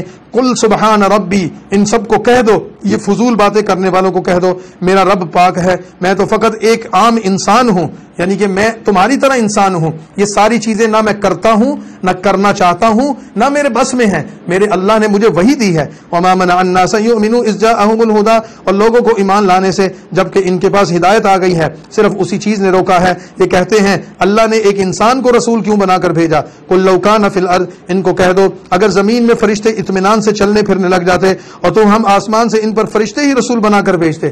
ان کی اس بات کا جواب دیتے ہوئے فرمایا انسانوں کی طرف ایک انسان کو رسول اس وجہ سے بنا کر بھیجا ہے کہ وہ انسانوں کی رہنمائی کر سکے.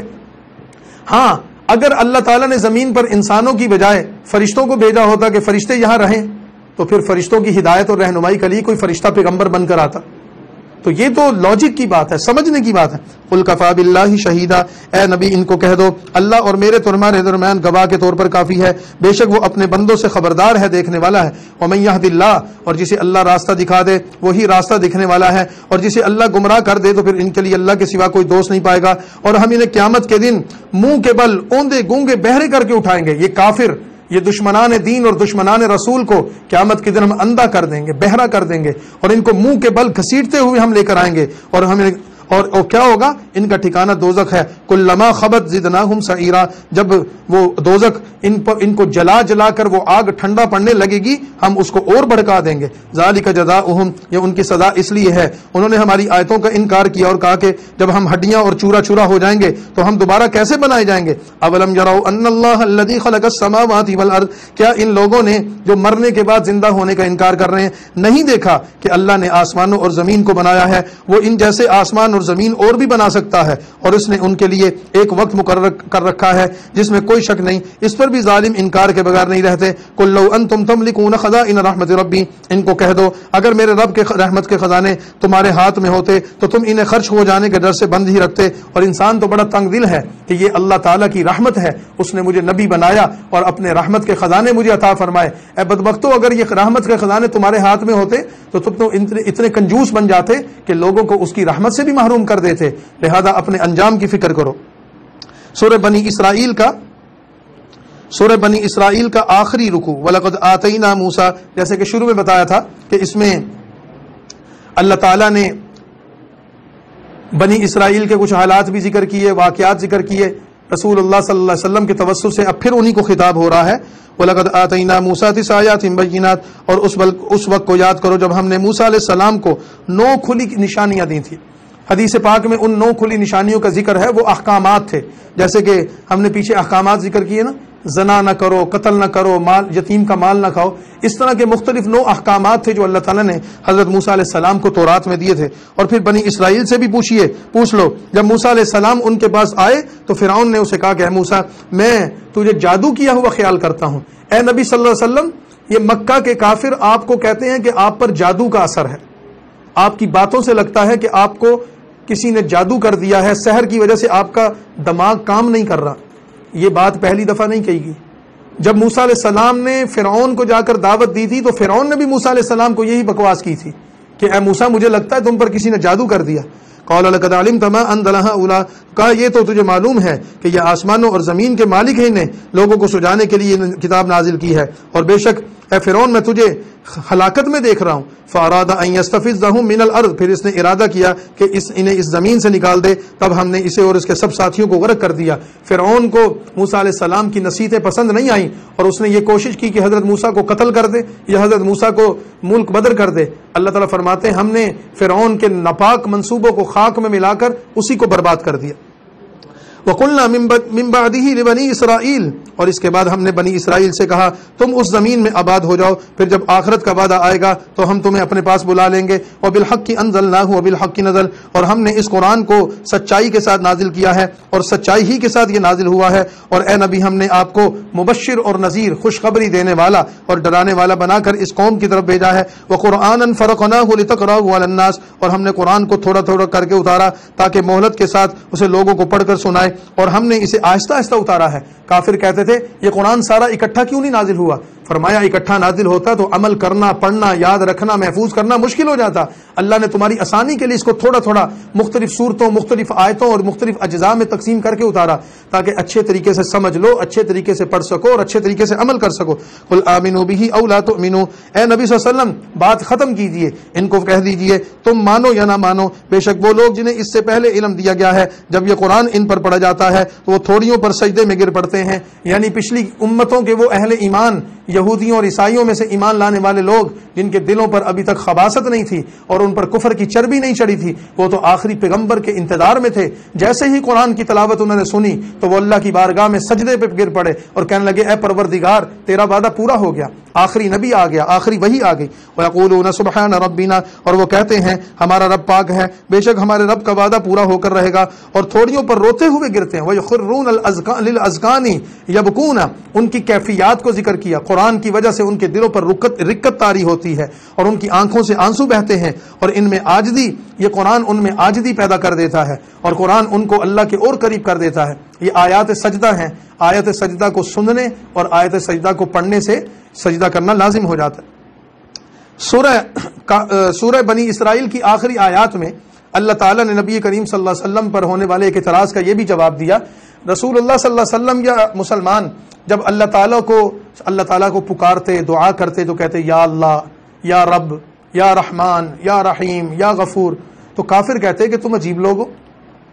ایک طرف کہتے ہو ہمارا رب ایک ہے اور اس کے علاوہ کوئی معبود نہیں، اس اللہ کے علاوہ ہم کسی کو نہیں پکارتے، اور اب تم کسی رحمان کو بھی پکارتے ہو، کسی رحیم کو بھی پکارتے ہو، کسی غفور کو بھی پکارتے ہو، یہ کیا معاملہ ہے؟ تو اللہ تعالیٰ نے اس کا جواب دیا کہ رب العالمین کی ذات تو ایک ہی ہے لیکن اس کے نام مختلف ہیں، اور اس کے ہر نام میں اس کی صفت کا تذکرہ ہے، اور اس کے نام بڑے خوبصورت ہیں. اور ان اسماء الحسنہ کو، اس میں سے کسی بھی نام کو لے کر تم اس اللہ کو پکارو وہ تمہاری پکار کو سنے گا. تو اللہ تعالیٰ کے مختلف خوبصورت نام ہیں. ان ناموں کا مطلب یہ نہیں کہ وہ خدا نعوذ باللہ ایک سے زائد ہیں.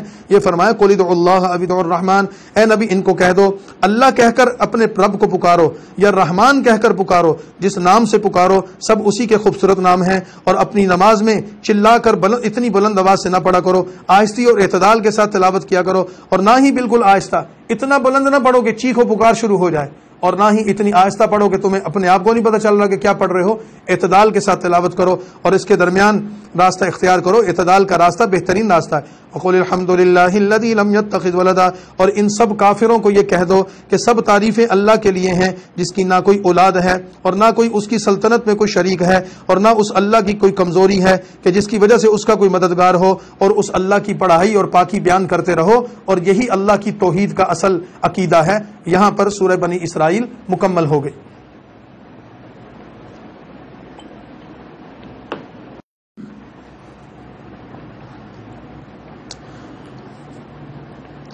سورہ بنی اسرائیل کا قرآن کریم کی اگلی سورت سورۃ الکہف ہے. یہ سورہ کہف قرآن کریم کی 18ویں سورت ہے.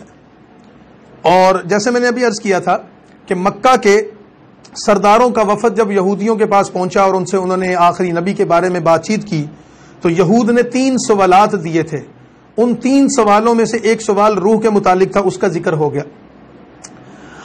یہودیوں نے 2 سوال اور کیے تھے، اور وہ سوال تھے جس کا ذکر اس صورت میں آ رہا ہے.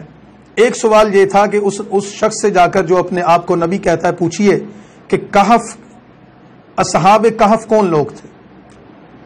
کہف غار کو کہتے ہیں، اور اصحاب کہف کا مطلب ہے ایسے لوگ جو کسی غار میں رہتے تھے۔ تو آخری نبی جو نبی ہیں، نبوت کا دعویٰ کرتے ہیں، ان سے غار والوں کا قصہ معلوم کرو۔ اگر ان کو وہ قصہ معلوم ہوگا اور اگر وہ اس کی تفصیلات بتائیں گے تو سمجھنا سچے نبی ہیں۔ تیسرا سوال یہ تھا کہ ذوالقرنین بادشاہ کون تھا اور اس نے اس دنیا میں کیا کیا، اس کے بارے میں ان سے معلومات کرو۔ اگر انہوں نے یہ فلاں فلاں معلومات دے دیں تو وہ سچے نبی ہوں گے۔ رسول اللہ صلی اللہ علیہ وسلم سے کافروں نے جب آ کر یہ سوالات کیے تو پہلے سوال کا جواب تو بنی اسرائیل میں آ گیا، اگلے دونوں سوالات کا جواب اس سورہ کہف میں موجود ہے۔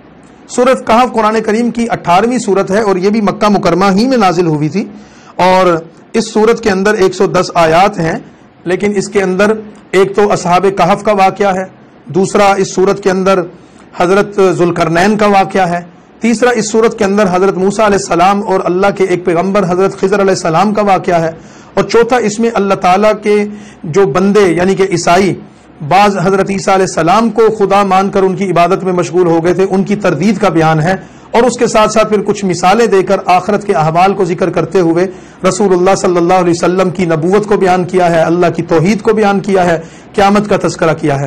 یہ سورت بھی قرآن کریم کی مکی صورتوں میں سے خاص صورتوں میں سے ہے، اس کو ہم پڑھ رہے ہیں۔ سورۃ الکہف پڑھنے کی فضیلت بھی بہت زیادہ ہے۔ حدیث پاک میں آتا ہے کہ جمعے کے دن سورۃ کہف کی تلاوت کرنی چاہیے۔ جو کوئی شخص جمعے کے دن سورۃ کہف کی تلاوت کرتا ہے اللہ تعالیٰ اس کے لیے زمین و آسمان میں ایک نور روشن کر دیتا ہے، اور یہ سورۃ کہف فتنوں سے بچاؤ کا اور خصوصاً دجال کے فتنے سے بچاؤ کی تدبیر ہے، اس کو ضرور پڑھنا چاہیے۔ آدھے پارے کی سورت ہے، اگر اس کو تلاوت کیا جائے تو 10 سے 15 منٹ میں اس کی تلاوت مکمل ہو جاتی ہے۔ ہر مسلمان کو جمعے کے دن سورۃ کہف پڑھنے کا معمول بنانا چاہیے۔ بسم اللہ الرحمن الرحیم، الحمد للہ الذی انزل علی عبدہ الکتاب، سب تعریفیں اس اللہ کے لیے ہیں جس نے اپنے بندے پر کتاب اتاری اور اس میں ذرا بھی کوئی کمی نہیں ہے، قیما لینذر بأسا شدیدا، اور یہ ٹھیک اتاری تاکہ اس سخت عذاب سے لوگوں کو ڈرائے جو اس اللہ کے ہاں ہے، اور ایمانداروں کو یہ کتاب خوشخبری دے جو اچھے کام کرتے ہیں، ان کے لیے اللہ کے اچھا بدلہ ہے، ماکثین فیہ ابدا، جس میں وہ ہمیشہ رہیں گے، وینذر الذین قالوا اتخذ اللہ ولدا، اور اس کتاب کے ذریعے اللہ کا نبی ان لوگوں کو بھی ڈرا دے جو نعوذ باللہ یہ کہتے ہیں کہ اللہ کی اولاد موجود ہے، ما لہم بہ من علم، ان کے پاس اس بات کی کوئی دلیل نہیں ہے اور نہ ان کے باپ دادا کے پاس اس کی کوئی دلیل تھی۔ کیسی سخت اور بری بات ہے جو ان کے منہ سے نکل گئی کہ اللہ کی اولاد ہے، نعوذ باللہ، یہ لوگ بالکل جھوٹ کہتے ہیں۔ فلعلک باخع نفسک، پھر شاید آپ صلی اللہ علیہ وسلم ان کے پیچھے افسوس سے اپنی جان ہلاک کر دیں گے۔ اللہ کے نبی صلی اللہ علیہ وسلم کی ایک کیفیت کو ذکر کیا آیت نمبر 6 میں کہ کافروں کے مسلمان نہ ہونے کا غم آپ کو اتنا زیادہ تھا، فکر اتنی زیادہ تھی کہ آپ کی صحت اس سے متاثر ہو رہی تھی، تو اللہ نے فرمایا کہ ان کافروں کی وجہ سے کہ یہ مسلمان نہیں ہوتے، دوزخ کی طرف جا رہے ہیں، آپ اپنے آپ کو ہلاک کر رہے ہیں۔ اگر یہ لوگ اس بات پر ایمان نہیں لاتے تو آپ ان کو ان کے حال پر چھوڑ دیں، لیکن آپ اپنی صحت کا خیال کریں۔ انا جعلنا ما علی الارض زینہ، جو کچھ زمین پر ہے بے شک ہم نے اسے زمین کی زینت اور خوبصورتی بنا دیا ہے تاکہ لوگوں کو ہم آزمائیں کہ اس زمین پر کون اچھے کام کرتا ہے، اور جو کچھ اس پر ہے بے شک ایک دن آئے گا اس زمین کی ساری خوبصورتی، یہ عمارات، یہ باغ، یہ درخت، پہاڑ، سب ایک چٹیل میدان میں تبدیل کر دیں گے۔ ام حسبت ان اصحاب الکہف والرقیم، اب وہ قصہ آ گیا جس کو اصحاب کہف کا قصہ کہتے ہیں، آیت نمبر 9 سے۔ اس قصے کی مختصر رودات یہ ہے، نبی کریم صلی اللہ علیہ وسلم پر جو آیات نازل ہوئی اس کا خلاصہ یہ ہے کہ ماضی کے کسی زمانے میں حضرت عیسیٰ علیہ الصلاۃ والسلام کے بعد کا دور ہے اور نبی پاک صلی اللہ علیہ وسلم سے پہلے کا دور ہے کہ کسی ملک پر ایک ظالم بادشاہ کی حکمرانی تھی اور وہ کافر ہو گیا تھا اور اس نے لوگوں کو بت پرستی کی طرف لگا دیا تھا۔ تو اکثر لوگ بت پرستی قبول کر چکے تھے، لیکن اس ملک یا اس شہر میں چند نوجوان ایسے تھے جو بت پرستی نہیں کرنا چاہتے تھے۔ تو بادشاہ کی طرف سے ان کو ڈرایا اور دھمکایا گیا کہ اگر تم نے بت پرستی نہ شروع کی، تم نے ہمارے مذہب کو قبول نہ کیا تو ہم تمہیں قتل کر دیں گے، جیسے کہ ظالم لوگ کرتے ہیں۔ وہ چند نوجوان اپنے ایمان اور اپنے عقیدے کی حفاظت کے لیے وہ مقابلہ نہیں کر سکتے تھے، لیکن اپنے ایمان کو بچانے کے لیے شہر کو چھوڑ کر پہاڑوں میں چلے گئے، اور وہاں ایک غار تھی، وہاں جا کر انہوں نے پناہ لے لی اور یہ سوچ کر گئے کہ ہم یہاں رہ کر دنیا سے کنارہ کش ہو کر جیسی کیسی بھی زندگی ہوگی گزار لیں گے، لیکن اپنا مذہب نہیں چھوڑیں گے۔ وہ عیسائی مذہب پر قائم تھے۔ تو حضرت عیسیٰ علیہ الصلاۃ والسلام کے ان پیروکار تھے۔ اللہ تعالیٰ نے جب وہ غار میں گئے تو ایک نیک مقصد کے لیے تو اللہ تعالیٰ نے ان پر نیند طاری کر دی، اور اس نیند طاری کرنے کے نتیجے میں وہ تقریباً جیسے کہ روایات میں آتا ہے کہ وہ 309 سال تک وہاں سوئے رہے. اور اللہ تعالیٰ نے جیسے کہ قرآن کریم میں فرمایا کہ وہ غار تھا، کھلا ہوا غار تھا، ایسی حالت میں پڑے ہوئے تھے کہ کوئی باہر سے آ کر اگر ان کو دیکھتا تھا تو ایسے لگتا تھا کہ یہ جاگ رہے ہیں، اور ان پر ایک ایسا روب تھا اور دبدبا تھا کہ کوئی ان کے قریب بھی نہیں آ سکتا تھا. اللہ نے ان میں ایسا روب پیدا کر دیا تھا. لیکن در حقیقت وہ 309 سال تک سوئے رہے. 309 سال کے بعد جب وہ اٹھے، بیدار ہوئے، تو دنیا بدل چکی تھی. کافر اور ظالم بادشاہ گزر چکا تھا، اس کی جگہ شہر کی آبادی تبدیل ہو گئی تھی، وہاں پر کچھ نئے لوگ آ گئے تھے، اور ایک نیا بادشاہ حکمران بن گیا تھا. وہ بڑا نیک اور صالح اور متقی تھا. ان نوجوانوں نے اس غار میں سے باہر نکل کر اپنے ایک ساتھی کو بھیجا کہ جاؤ بازار میں سے کوئی کھانے پینے کی چیز لے کر آؤ، اور دیکھنا کہ احتیاط سے جانا، کسی کو پتہ نہ چلے کہ ہم یہاں، کیونکہ ان کو تو پتہ ہی نہیں تھا. جب وہ سو کر اٹھے تو ایک دوسرے سے بات کرنے لگے کہ ہم یہاں پر سوئے ہوئے تھے، کتنی دیر سوئے ہیں؟ تو کسی نے کہا کہ لگتا ہے کہ کوئی آدھا دن سوئے ہیں، کسی نے کہا نہیں آدھے دن سے زیادہ ہو گیا سوئے ہوئے، کچھ چند گھنٹے ہم سوئے ہیں. ان کو یہ اندازہ ہی نہیں تھا کہ وہ 3 صدیوں سے زیادہ سو چکے تھے. ان کا ایک ساتھی جب کچھ پیسے لے کر، کچھ سکے لے کر نیچے اترا تو دیکھا کہ نقشہ ہی بدلا ہوا ہے. جب وہ بازار میں آیا تو بازار میں اس نے ایک دکاندار کو سکے دیے، تو وہ نہ اس کی زبان سمجھ رہا تھا اور نہ اس کے وہ سکے سمجھ رہا تھا. تو اس دکاندار کو اندازہ ہوا کہ یہ کوئی خاص معاملہ ہے. اور ویسے بھی اس شہر یا اس ملک میں یہ بات مشہور ہو چکی تھی کہ چند لوگ تھے جو اس شہر میں رہتے تھے، اور پھر وہ پہاڑوں کی طرف گئے تھے اور پھر وہ واپس نہیں آئے اور وہ غائب ہو گئے، اللہ جانے کہاں گئے ہیں. تو اس دکاندار نے اس نوجوان کو پکڑ کر بادشاہ کے حوالے کیا، اس کے دربار تک پہنچایا. جب بات چیت ہوئی، جب معاملات دیکھے گئے تو پتہ چلا کہ یہ تو وہی صالح متقی مومن لوگ ہیں جو اپنی جان اور ایمان بچانے کے لیے پہاڑ میں چلے گئے تھے. تو بادشاہ وقت نے، جو بڑا نیک انسان تھا، ان کے ساتھ ہو کر جب ان کی غار کو پہنچا تو وہ غار میں اس کے ساتھی بھی موجود تھے. اور پھر اللہ تعالیٰ فرماتے ہیں کہ یہ لوگ اپنے غار میں جب واپس گئے تو اللہ نے ان پر نیند جو پہلے عارضی طاری کی تھی، اب ان پر موت طاری کر کے ہمیشہ کے لیے ان کو سلا دیا. تو ان لوگوں کو بڑا تعجب ہوا. تو ان لوگوں کا اتنا سا واقعہ ہے، اللہ فرماتے ہیں کہ ہم نے ان لوگوں کو دنیا کے انسانوں کے لیے عبرت بنا دیا. ایک تو یہ کہ جس کی اللہ حفاظت کرنا چاہے اس کو کوئی نقصان نہیں پہنچا سکتا. دوسرا، موت اور زندگی اللہ کے اختیار میں ہے. تیسرا، اللہ مردے کو کیسے زندہ کرتا ہے، اللہ نے ان کو زندہ کر کے دکھا دی.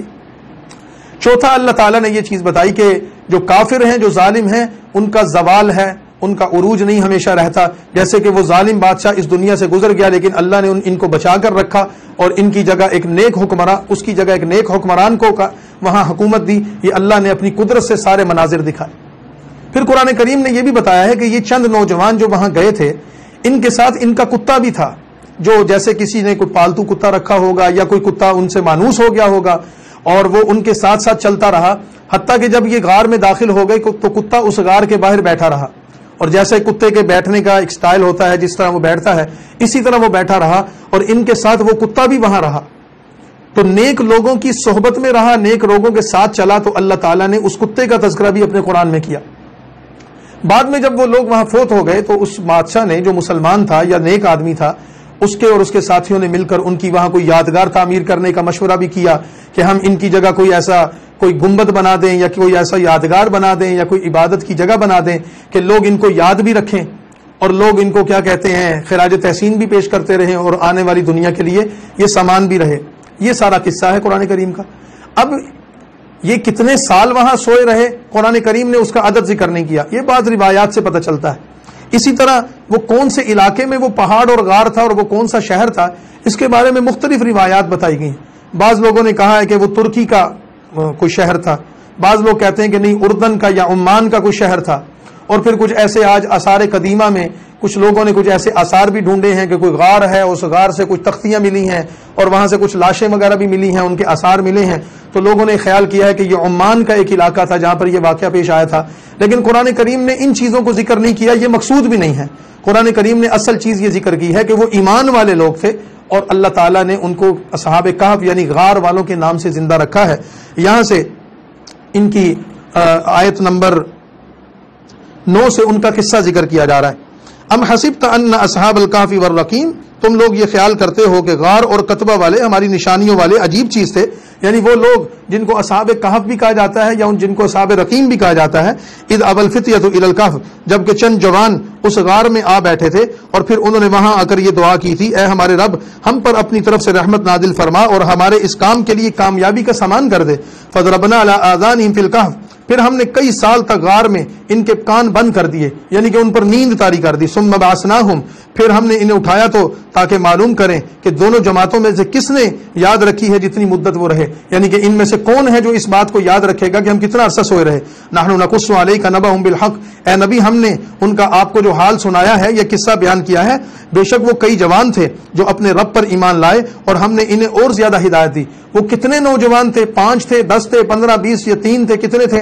قرآن کریم نے ان کا عدد ذکر نہیں کیا۔ اور ربطنا علی قلوبہم، ہم نے ان کے دل مضبوط کر دیے جب وہ یہ کہہ کر اٹھ کھڑے ہوئے کہ ہمارا رب آسمانوں اور زمین کا رب ہے، ہم اس کے سوا کسی کی عبادت نہیں کریں گے، اور نہ ہی ہم نے بڑی ہی بات ایجاد کی ہے۔ جب ان کے بادشاہ نے یا ان کے لوگوں نے کہا کہ تم ایک رب کی عبادت کرتے ہو، یہ تو غلط بات ہے، تم تو جھوٹے ہو اور تم اپنی طرف سے باتیں بنا رہے ہو، انہوں نے کہا نہیں، ہم زمین و آسمان کے رب کی عبادت کرتے ہیں۔ اور اللہ فرماتے ہیں کہ وہ ڈٹ گئے، بادشاہ کے ظلم کے سامنے ڈٹ گئے، ہم نے ان کے دلوں کو مضبوط کر دیا۔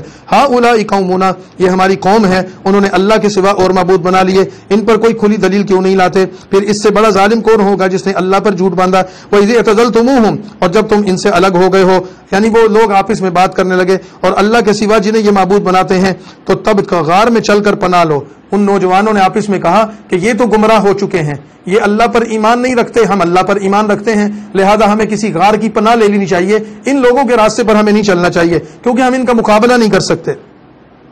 تو تم چلو کسی غار میں چل کر پناہ لے لو، تم پر تمہارا رب اپنی رحمت پھیلا دے گا اور تمہارے لیے تمہارے اس کام میں آرام کا سامان بھی کر دے گا۔ اللہ ہمیں غار میں کوئی نہ کوئی روزی بھی دے گا، رزق بھی دے گا، کم از کم ہمارا ایمان تو وہاں محفوظ رہے گا۔ اس سے یہ ثابت ہوا کہ اگر معاشرے میں برائیاں اور فتنے پھیل جائیں اور انسان ان کا مقابلہ نہ کر سکتا ہو تو اس کا مطلب یہ نہیں کہ جدھر چلو جدھر کی ہوا ہو ادھر ہی چل پڑو، یہ نہیں، بلکہ اپنے ایمان اور اپنے کردار کو بچانے کے لیے انسان کو فتنوں سے بچنے کے لیے کنارہ کش ہو جانا چاہیے۔ یہ سبق ہے اس واقعہ کے اندر، یہ نہیں کہ معاشرہ جیسا ہو ویسے بن جاؤ۔ آج دنیا میں لوگوں نے اپنی بدعملیوں، اپنی بد کرداریوں اور اپنی بے حسیوں کے لیے سب سے بڑی دلیل یہی پیش کی ہے کہ دنیا ایسا کر رہی ہے، ہم مجبور ہیں۔ بھائی دنیا اگر جہنم میں جا رہی ہے تو تم بھی جاؤ گے، دنیا اگر تباہی کی طرف جا رہی ہے تو تم بھی جاؤ گے، دنیا اگر خسارے کا سودا کر رہی ہے تو تم بھی کرو گے۔ اس قصے میں یہ سبق ہے، اگر تم دنیا کی ریت کا مقابلہ نہیں کر سکتے تو اپنے ایمان، اپنے اخلاق اور اپنے کردار کو بچانے کے لیے کنارہ کش ہو جاؤ، تم اپنے گھروں میں مقید ہو کر رہ جاؤ، دنیا سے تھوڑا دور ہو جاؤ تاکہ تمہیں اللہ تعالیٰ تمہارے ایمان کو سلامت رکھے۔ فرمایا کہ انہوں نے غار کا راستہ اختیار کر لیا اس یقین کے ساتھ کہ اللہ ان کو محفوظ رکھے گا۔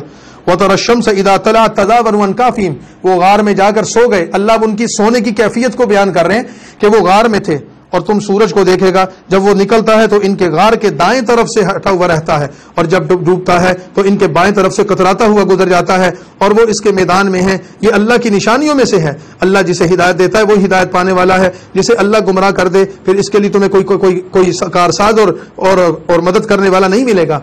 غار پر سورج طلوع ہوتے ہوئے اور غروب ہوتے ہوئے روشنی تو ڈالتا تھا، لیکن براہ راست ان سونے والوں پر، ان کے جسموں پر سورج کی تپش نہیں پڑتی تھی۔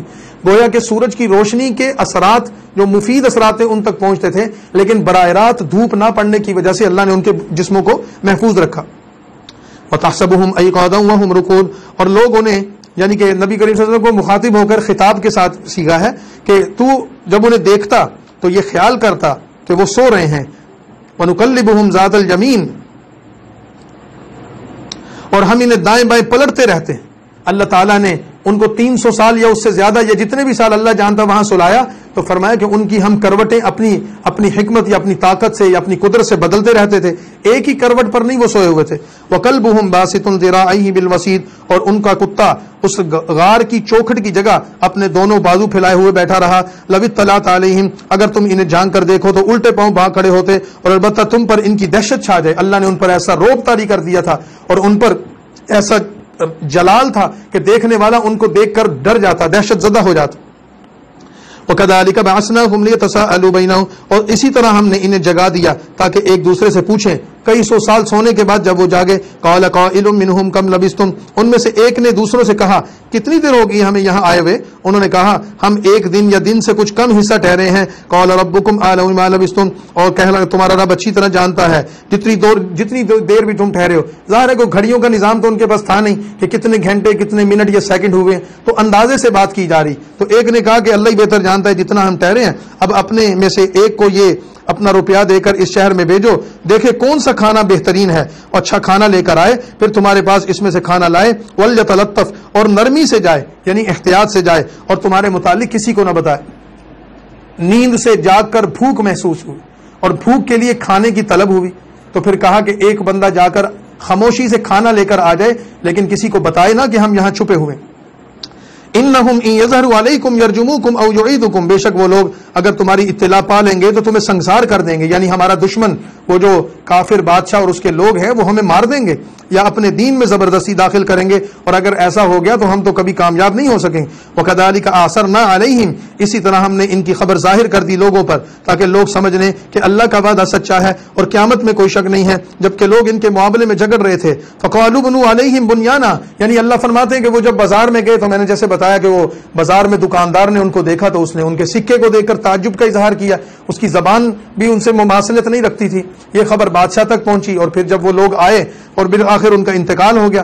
جب انتقال ہو گیا تو قوم کے لوگ ان کی یادگار بنانے کے مشورے کرنے لگے، کہنے لگے ان پر ایک عمارت بنا دو، ربہم اعلم بہم، ان کا رب ان کا حال اچھی طرح جانتا ہے۔ قال الذین غلبوا علی امرہم، ان لوگوں نے کہا جو اپنے معاملے میں غالب آ گئے تھے کہ ہم ان پر ضرور ایک مسجد یا ایک مقام بنا دیں گے جو ان کی یادگار ہوگی۔ سیقولون ثلاثۃ رابعہم کلبہم، اب ان کی تعداد کتنی تھی؟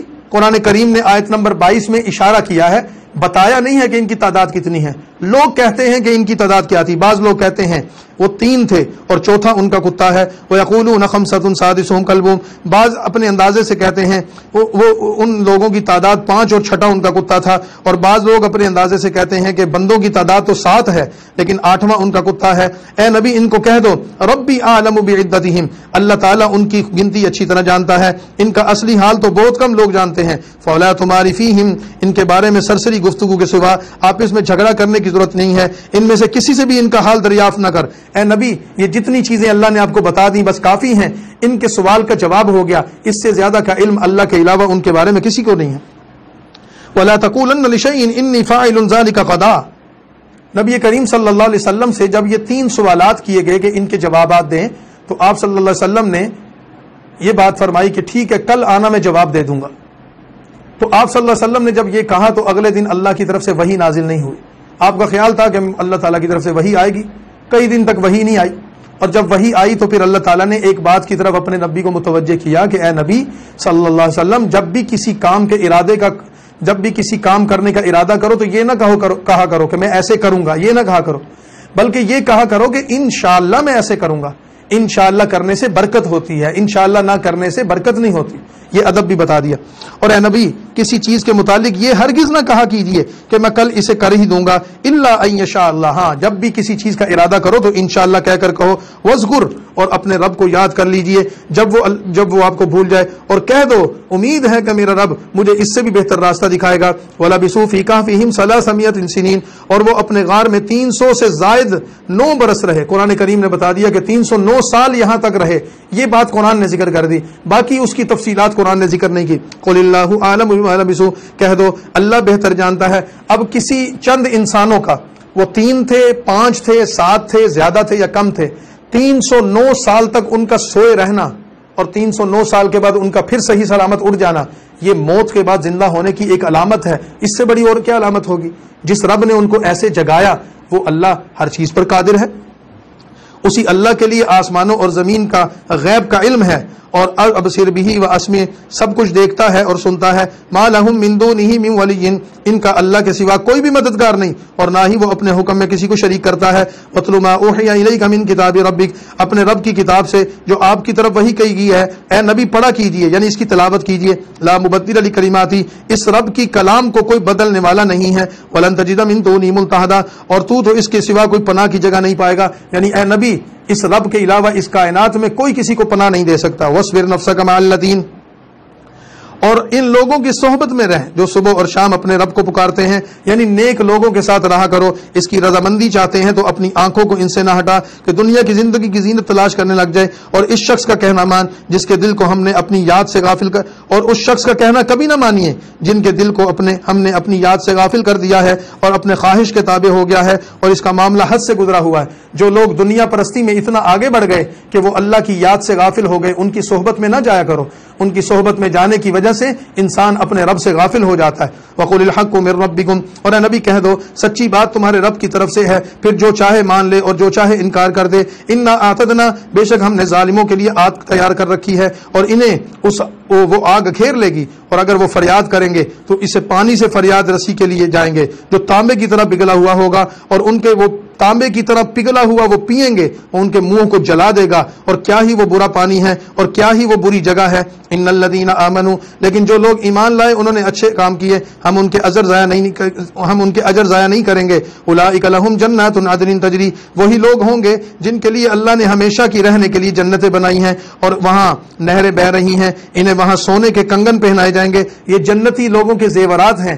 جنت میں سونا حرام ہے مردوں کے لیے، دنیا میں اللہ نے مردوں کے لیے سونا حرام کیا ہے، وہاں ان جنتیوں کو سونے کے کنگن پہنائے جائیں گے اور باریک اور موٹے ریشم کا سبز لباس پہنیں گے، اور وہاں تختوں پر تکیے لگائے ہوئے ہوں گے، اور یہ کیا ہی ان کے اعمال کا اچھا بدلہ ملا، اور یہ جنت کتنی آرام کی اچھی جگہ ہے۔ وَضْرِبْ لَهُم مَثَلَ الرَّجُلَيْنِ، اور اے نبی ان کافروں کو دو شخصوں کی مثال سنا دو، ان میں سے ایک کے لیے ہم نے انگور کے دو باغ تیار کیے اور ان کے ارد گرد کھجوریں بھی لگائیں اور ان دونوں کے درمیان کھیتی بھی لگا رکھی تھی۔ کلتا الجنتین آتت اکولہا، دو بندے تھے، دونوں کے باغ تھے اور ان باغوں میں بڑا پھل آتا تھا۔ ایک اللہ تعالیٰ کے راستے میں خرچ کرتا رہتا تھا اور بظاہر اس کا مال خرچ کرنے کی وجہ سے کم ہو گیا تھا، اور دوسرا بخیل تھا، اللہ کے راستے میں خرچ نہیں کرتا تھا، اس کا مال بظاہر بڑھ رہا تھا، اور جس کا مال بڑھ رہا تھا وہ اپنے دوسرے بھائی کو یہ کہتا تھا تو نے تو خسارے کا سودا کیا ہے، دیکھ تیرا مال تھوڑا رہ گیا، تو لوگوں میں تقسیم کرتا رہتا ہے، اور میرا دیکھ میں سنبھال کر رکھتا ہوں، اس وجہ سے بڑھ رہا ہے۔ تو اللہ تعالیٰ نے فرمایا کہ یہ اس کی خوش فہمی تھی، اس کی خام خیالی تھی، در حقیقت جس نے ہمارے راستے میں خرچ کیا ہم نے اس کو برکت دی۔ اور پھر ایک وقت آیا کہ جو بخل کرتا تھا، ایک آفت آئی اور اس نے آ کر اس کے سارے باغ کو ختم کر دیا اور اس کے ہاتھ میں کچھ بھی نہ رہا۔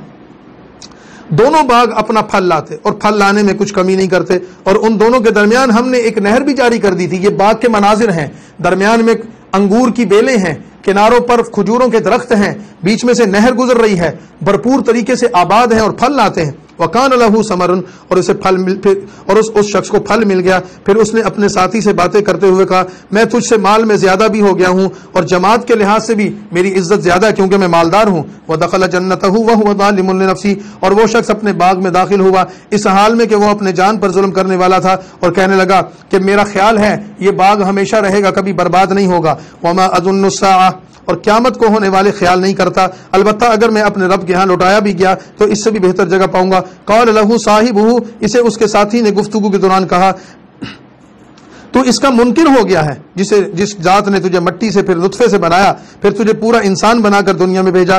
لکنہ واللہ، لیکن میرا تو اللہ ہی رب ہے اور میں اس کے ساتھ کسی کو شریک نہیں ٹھہراؤں گا۔ ولولا اذ دخلت جنتک قلت ما شاء اللہ، اور جب تو اپنے باغ میں آیا تھا تو تو نے یہ کیوں نہیں کہا کہ ما شاء اللہ لا قوت الا باللہ، کہ اللہ کی مدد کے سوا اس کو کوئی نہیں بڑھا سکتا۔ تجھے تو فخر کرنے کی بجائے اللہ کا شکر گزار ہونا چاہیے تھا۔ اگر تو مجھے دیکھتا ہے کہ میں تجھ سے مال اور اولاد میں کم ہوں، اس سے کوئی فرق نہیں پڑتا۔ فعسى ربی ان یؤتینی خیرا، مجھے امید ہے میرا رب مجھے تیرے باغ سے بہتر دے گا، اور پھر اس پر ایک لو کا، ایک آگ کا ایک جھونکا آسمان سے بھیج دے اور وہ پھر وہ چٹیل میدان کی شکل ہو جائے۔ او یصبح ماؤها، یا اس کا پانی خشک ہو جائے، پھر تو اسے ہرگز تلاش نہیں کر سکے گا۔ واحیط بثمره فاصبح يقلب كفيه، اور اس کا پھل سمیٹ لیا گیا، پھر وہ اپنے ہاتھ ہی ملتا رہ گیا اس پر جو اس نے اس باغ میں خرچ کیا تھا، اور وہ اپنی چھریوں پر گرا پڑا تھا اور کہا کاش، وہ اپنی چھتریوں پر گرا پڑا تھا اور کہا کاش میں اپنے رب کے ساتھ کسی کو شریک نہ ٹھہراتا۔ اب جب باغ پر آفت آ کر باغ برباد ہو گیا،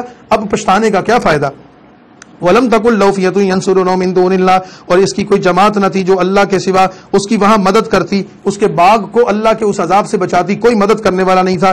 یہاں سب اختیار اللہ ہی کا ہے، اسی کا انعام بہتر ہے اور اسی کا بدلہ اچھا ہے۔ وَضْرِبْ لَهُم مَثَلًا وَضْرِبْ لَهُم مَثَلَ الْحَيَاةِ الدُّنْيَا، اور اے نبی ان لوگوں کے سامنے ان دو باغ والے بندوں کی مثالوں میں عبرت یہ ہے کہ دنیا میں جو انسان اللہ کے راستے میں خرچ کرتا ہے اس کا مال بڑھتا ہے، ترقی کرتا ہے، برکت ہوتی ہے، اور آخرت بھی اسی کی ہے۔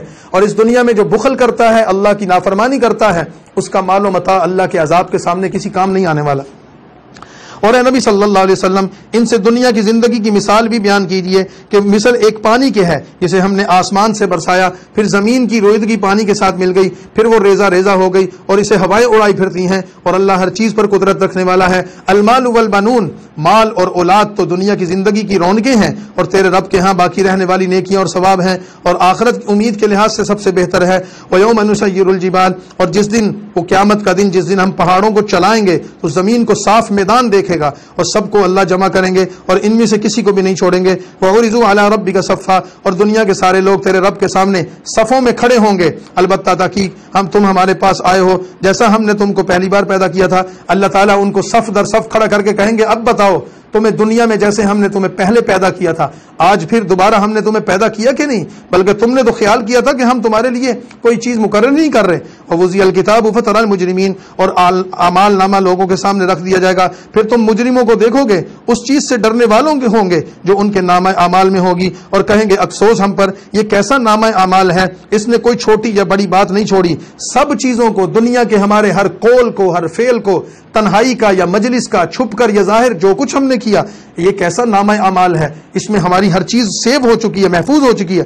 وَوَجَدُوا مَا عَمِلُوا حَاضِرًا، اور جو کچھ انہوں نے کیا تھا وہ ہر اپنے عمل کو اس نامہ اعمال میں دیکھ لیں گے، اور تمہارا رب کسی کے ساتھ زیادتی نہیں کرے گا۔ وَإِذْ قُلْنَا لِلْمَلَائِكَةِ اسْجُدُوا لِآدَمَ، اور اللہ تعالیٰ نے فرشتوں سے کہا تھا کہ آدم کو سجدہ کرو، ابلیس کے علاوہ سب نے سجدہ کیا، ابلیس نے سجدہ نہیں کیا۔ کان من الجن ففسق عن امر ربی، وہ ابلیس اصل میں جنوں میں سے تھا، اس نے اپنے رب کی نافرمانی کی، پھر کیا تم مجھے چھوڑ کر تو افدتخذونہ وذریتہ اولیاء من دونی، تو اللہ تعالیٰ فرماتے ہیں کہ کیا تم مجھے چھوڑ کر اسے اور اس کی اولاد کو کارساز بناتے ہو؟ یعنی اے کافرو تم شیطان کے پیچھے لگے ہوئے ہو، شیطان وہی ہے جو خدا کی بارگاہ سے مردود ہو کر نکلا تھا، اور حالانکہ وہ تمہارے دشمن ہے، بے انصافوں کو کے لیے بڑا برا بدلہ ہے۔ ما اشہدتم خلق السماوات والارض، نہ تو آسمان اور زمین کے بناتے وقت اور نہ انہیں بناتے وقت میں نے انہیں بلایا، اور میں گمراہ کرنے والوں کو اپنا مددگار کیسے بناتا۔ وَيَوْمَ يَقُولُ نَادُوا شُرَكَائِيَ الَّذِينَ زَعَمْتُمْ، اور جس دن اللہ فرمائے گا میرے شریکوں کو پکارو جنہیں تم دنیا میں مانتے تھے، پھر وہ کافر انہیں پکاریں گے تو وہ انہیں جواب نہیں دیں گے، اور ہم انہیں ان کے درمیان ہلاکت کی جگہ بنا دی۔ وَرَأَى الْمُجْرِمُونَ النَّارَ، اور گناہگار آگ کو دیکھیں گے اور سمجھیں گے کہ وہ اس میں گرنے والے ہیں، اور اس سے بچنے کی ان کے پاس اس وقت کوئی راہ نہیں ہوگی۔ وَلَقَدْ صَرَّفْنَا فِي هَذَا الْقُرْآنَ، اور البتہ تحقیق ہم نے اس قرآن کو لوگوں کے لیے ہر ایک مثال کو کئی طرح سے بیان کر دیا ہے، اور انسان پھر بھی جھگڑا کر رہا ہے۔ وَمَا مَنَعَ النَّاسَ أَن يُؤْمِنُوا، اور جب ان کے پاس اللہ کی طرف سے ہدایت آئی تو انہیں ایمان لانے اور اپنے رب سے معافی مانگنے سے کوئی چیز رکاوٹ نہیں ہونی چاہیے، سوائے اس کے کہ انہیں پہلی امتوں کا سا معاملہ پیش آئے یا ان کے سامنے عذاب آ جائے۔ وَمَا نُرْسِلُ الْمُرْسَلِينَ، اور اے ہم رسولوں کو صرف خوشخبری دینے والے اور ڈرانے والے بنا کر بھیجتے ہیں، نگران یا دروگا بنا کر نہیں بھیجتے۔ اور کافر خام خواہ جھگڑا کرتے ہیں تاکہ اس سے سچی بات کو ٹال دیں، اور انہوں نے میری آیتوں کو اور جس سے انہیں ڈرایا گیا تھا انہوں نے سب کو مذاق بنا لیا۔ وَمَنْ أَظْلَمُ مِمَّنْ ذُكِّرَ بِآيَاتِ رَبِّهِ، اس شخص سے زیادہ ظالم کون شخص ہے جسے اس کی رب کی آیتوں سے نصیحت کی جائے پھر ان سے منہ پھیر لے، اور جو کچھ اس کے ہاتھوں نے آگے بھیجا ہے بھول جائے۔ بے شک ہم نے ان کے دلوں پر پردے ڈال دیے ہیں، ان یفقہوا وفی آذان وقرا، اس کی وجہ سے ان کے کانوں میں گرانی آ گئی ہے، دل میں سمجھ نہیں پیدا ہو رہی۔ وَإِن تَدْعُوهُمْ إِلَى الْهُدَىٰ، اور اگر آپ انہیں ہدایت کی طرف بلاتے ہیں تو ان کے اوپر جو مہریں لگ گئی ہیں اس کی وجہ سے یہ ہدایت پر نہیں آ رہے۔ وَرَبُّكَ الْغَفُورُ ذُو الرَّحْمَةِ، اور تمہارا رب تو بڑا بخشنے والا رحمت والا ہے۔ لَوْ يُؤَاخِذُهُم بِمَا كَسَبُوا، اگر ان کے کیے پر انہیں پکڑنا چاہتا اللہ تو فوراً ہی عذاب بھیج دیتا، بلکہ اللہ نے ان کے لیے ایک میعاد مقرر کی ہے، اور جب وہ میعاد وہ وعدہ پورا ہوگا تو پھر وہ کوئی جگہ نہیں پا سکیں گے۔ وَتِلْكَ الْقُرَىٰ أَهْلَكْنَاهُمْ، اور یہ بستیاں ہیں جنہیں ہم نے ہلاک کیا، اس وقت اللہ نے ان کو ہلاک کیا جب انہوں نے ظلم کیا تھا، اور ہم نے ان کافروں کی جو اس دنیا میں موجود ہیں، مکہ کے کافر یا مستقبل میں آنے والے کافر، ہم نے اللہ تعالیٰ نے ان کے لیے ایک وقت مقرر کر رکھا ہے، یہ اپنے انجام کو پہنچیں گے۔ یہ سورہ کہف کا 8واں رکوع مکمل ہو گیا۔ سورہ کہف کے 9ویں رکوع میں آیت نمبر 7 میں ایک واقعہ ہے. حضرت موسیٰ علیہ الصلاۃ والسلام اللہ کے نبی تھے.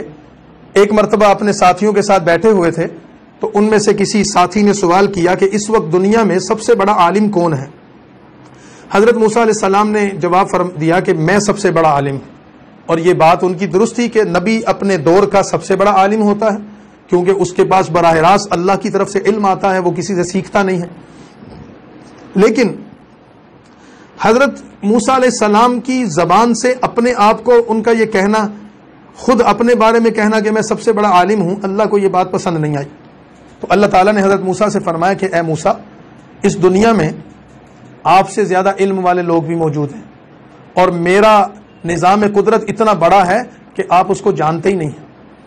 اور حضرت موسیٰ علیہ السلام نے جب اس کی تفصیل پوچھی تو اللہ تعالیٰ نے فرمایا کہ آپ جائیے، ایک سفر پر ایک راستہ بتایا کہ وہاں جائیے، اور وہاں اس کی نشانی یہ ہے کہ وہاں پر 2 دریا ملتے ہوں گے، اور ان 2 دریاؤں کے قریب جا کر آپ کو ایک شخص ملے گا، اس شخص سے ذرا ملاقات کریں، آپ کو پتہ چلے گا کہ علم کیا ہوتا ہے. اور نشانی یہ بتائی کہ ایک مچھلی اپنے ساتھ لے جائیں، جب آپ اس مقام پر پہنچیں گے تو وہ مچھلی دریا میں چلی جائے گی. اس مچھلی کا دریا میں جانا اس بات کی علامت ہوگا کہ یہیں پر اس بندے سے ملاقات ہو. تو حضرت موسیٰ علیہ السلام اپنے ایک ساتھی کو لے کر وہاں پہنچ گئے، اور وہاں پر جب ان کی ملاقات ایک شخص سے ہوئی تو وہ حضرت خضر علیہ السلام تھے. حضرت اس خضر علیہ السلام کا مختصر تعارف یہ ہے کہ وہ بھی اللہ کے پیغمبر تھے، لیکن اللہ تعالیٰ نے دنیا میں 2 سلسلے قائم فرمائے ہیں. ایک سلسلہ ہے شریعت کا، احکام شریعت، کتابیں آئیں، نبی آئے، ان پر اللہ کے احکامات آئے، اور دنیا کے سارے انسانوں کو اللہ نے ان احکامات کا پابند کیا. وہ شریعت کے علوم کہلاتے ہیں، شریعت کا علم کہلاتا ہے، اور یہ نبی امور شرع کے نبی ہیں. ایک اللہ کا سلسلہ ہے جو غیب کا سلسلہ ہے، جس کو عالم تکوینیات کہا جاتا ہے اور احکام تکوین کہا جاتا ہے. تکوین کا مطلب یہ ہے کہ جس میں اللہ تعالیٰ نے اس ساری کائنات کو پیدا کر کے لوگوں کی موت، زندگی، پیدائش، رزق، نفع، نقصان، یہ سارے نظام اور اس کے فیصلے فرما کر کچھ لوگوں کو ڈیوٹیاں سپرد کر دی ہیں، وہ اللہ تعالیٰ کی طرف سے سپرد کیے ہوئے کاموں کو انجام دیتے ہیں. جیسے مثال کے طور پر موت اور زندہ کرنے کا، مارنے اور زندہ کرنے کا اختیار تو اللہ کے پاس ہے، لیکن جب کسی کی موت کا وقت آتا ہے تو اللہ کی طرف سے مقرر کردہ فرشتہ آتا ہے اور اللہ کے حکم سے روح قبض کر کے لے جاتا ہے.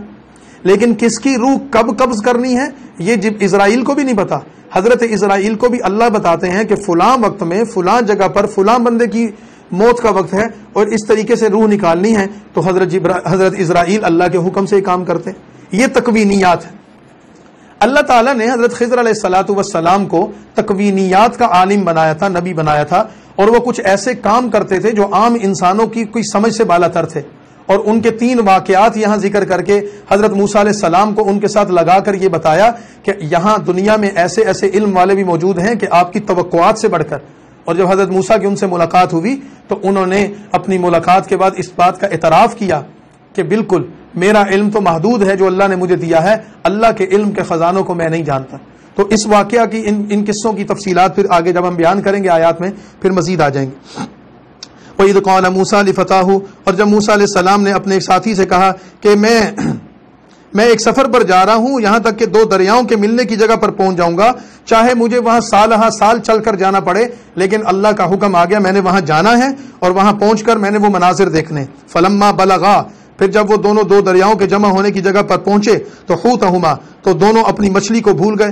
سبیلہ فی البحر سربا، مچھلی نے دریا میں سرنگ کی طرح راستہ بنا لیا. قصہ یہ ہوا کہ حضرت موسیٰ علیہ السلام جا کر وہاں سو گئے. تو جو ساتھی تھے خدمت والے، وہ جو شاگرد تھے یا ساتھی تھے، وہ جاگ رہے تھے. تو اچانک ان کی نظر پڑی کہ جو تھیلا تھا سامان کا، اس میں سے ایک مچھلی جو رکھی ہوئی تھی، وہ مچھلی خود بخود باہر نکلی اور اس نے دریا میں چھلانگ لگا دی اور دریا میں گئی اور دریا میں ایک سرنگ کی طرح کا راستہ بن گیا. تو وہ یہ منظر دیکھ کر حیرت زدہ رہ گئے. تو خیال یہ تھا کہ حضرت موسیٰ علیہ السلام جب اٹھیں گے تو ان کو میں بتاؤں گا، لیکن جب حضرت موسیٰ علیہ السلام اٹھے اور آگے چل پڑے اور ان کو بتانا یاد نہ رہا. کچھ آگے جا کے حضرت موسیٰ علیہ السلام نے ان سے کہا کہ مجھے ناشتہ دو، بھوک لگی ہے. تو انہوں نے تھیلا کھولا تو یاد آیا کہ اوہو حضرت وہ مچھلی تو وہاں رہ گئی. تو حضرت موسیٰ نے فرمایا کہ اللہ کے بندے، وہی تو جگہ تھی جہاں ہمیں ایک بندے سے ملنا تھا. تو پھر واپس پلٹے. تو جب دو دریاؤں کے جمع ہونے کی جگہ پر پہنچے تو دونوں اپنی مچھلی کو بھول گئے تھے، پھر مچھلی نے دریا میں سرنگ کی طرح راستہ بنا لیا۔ فلما جاوزا قال الفتاه آتنا غداءنا، پھر جب وہ دونوں آگے بڑھ گئے تو موسیٰ علیہ السلام نے اپنے ساتھی سے کہا کہ ہمارا ناشتہ لے آؤ، البتہ تحقیق ہم نے اس سفر میں بڑی تکلیف اٹھائی ہے، لمبا سفر کر کے آئے، بھوک لگی۔ قال ارأيت اذ اوينا الى الصخرة، تو کہا آپ نے نہیں دیکھا جب ہم اس پتھر کے پاس ٹھہرے تھے تو مچھلی تو میں وہیں بھول آیا، وہ تو دریا میں چلی گئی۔ وما انسانی الا الشیطان ان اذکرہ، اوہو مجھے بتانا یاد نہیں رہا، مجھے شیطان نے بھلا دیا کہ میں آپ کے سامنے اس کا ذکر کروں۔ واتخذ سبیلہ فی البحر عجبا، اور اس نے اپنی راہ سمندر میں عجیب طریقے سے بنائی تھی۔ قال ذلک ما كنا نبغی، تو حضرت موسیٰ علیہ السلام نے، یہی تو وہ جگہ تھی جسے ہم چاہتے تھے، پھر اپنے قدموں کے نشان دیکھتے ہوئے واپس پلٹے اور اسی مقام پر آ گئے۔ فوجدا عبدا من عبادنا، وہاں پر پہنچے، اللہ تعالیٰ فرماتے ہیں کہ موسیٰ اور اس کے ساتھی نے ہمارے بندوں میں سے ایک بندے کو دیکھا جسے ہم نے اپنے ہاں سے رحمت دی تھی۔ وعلمناہ من لدنا علما، اور اس بندے کو ہم نے اپنی طرف سے علم لدنی یعنی کہ علم تکوین عطا کیا تھا۔ وہ بندے حضرت خضر علیہ السلام تھے۔ قال لہ موسیٰ، موسیٰ علیہ السلام نے کہا کیا میں تمہارے ساتھ رہوں؟ هل اتبعک علی ان تعلمنی، اس شرط پر کہ آپ مجھے ان چیزوں میں سے سکھا دیں جو چیزیں آپ کو اللہ نے عطا کی ہیں، یعنی میں آپ سے کچھ سیکھنے کے لیے آیا ہوں، مجھے پتہ چلا ہے کہ آپ کے پاس ایسا علم ہے جو میرے پاس نہیں ہے۔ تو حضرت خضر نے کہا انک لن تستطیع معی صبرا، اے موسیٰ آپ میرے ساتھ رہ کر صبر نہیں کر سکیں گے، یعنی برداشت نہیں کر سکیں گے، آپ کو ایسی چیزیں دیکھنے کو ملیں گی کہ جو آپ کی برداشت سے باہر ہوں گی۔ وکیف تصبر، اور آپ کیسے صبر کریں گے اس بات پر جو تمہاری سمجھ میں، اے موسیٰ وہ باتیں آپ کی سمجھ سے اوپر ہیں، آپ کے علم سے باہر ہیں۔ حضرت موسیٰ نے فرمایا کہ نہیں، ہم تو اتنا لمبا سفر کر کے ہی اس وجہ سے آئے ہیں کہ آپ سے وہ باتیں پوچھیں۔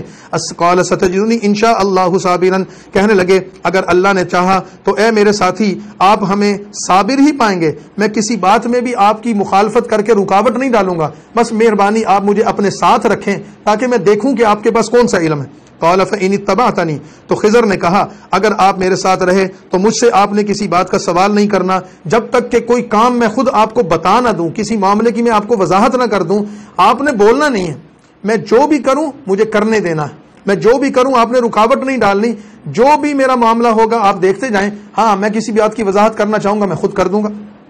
یہ دونوں کے درمیان معاملہ طے پا گیا۔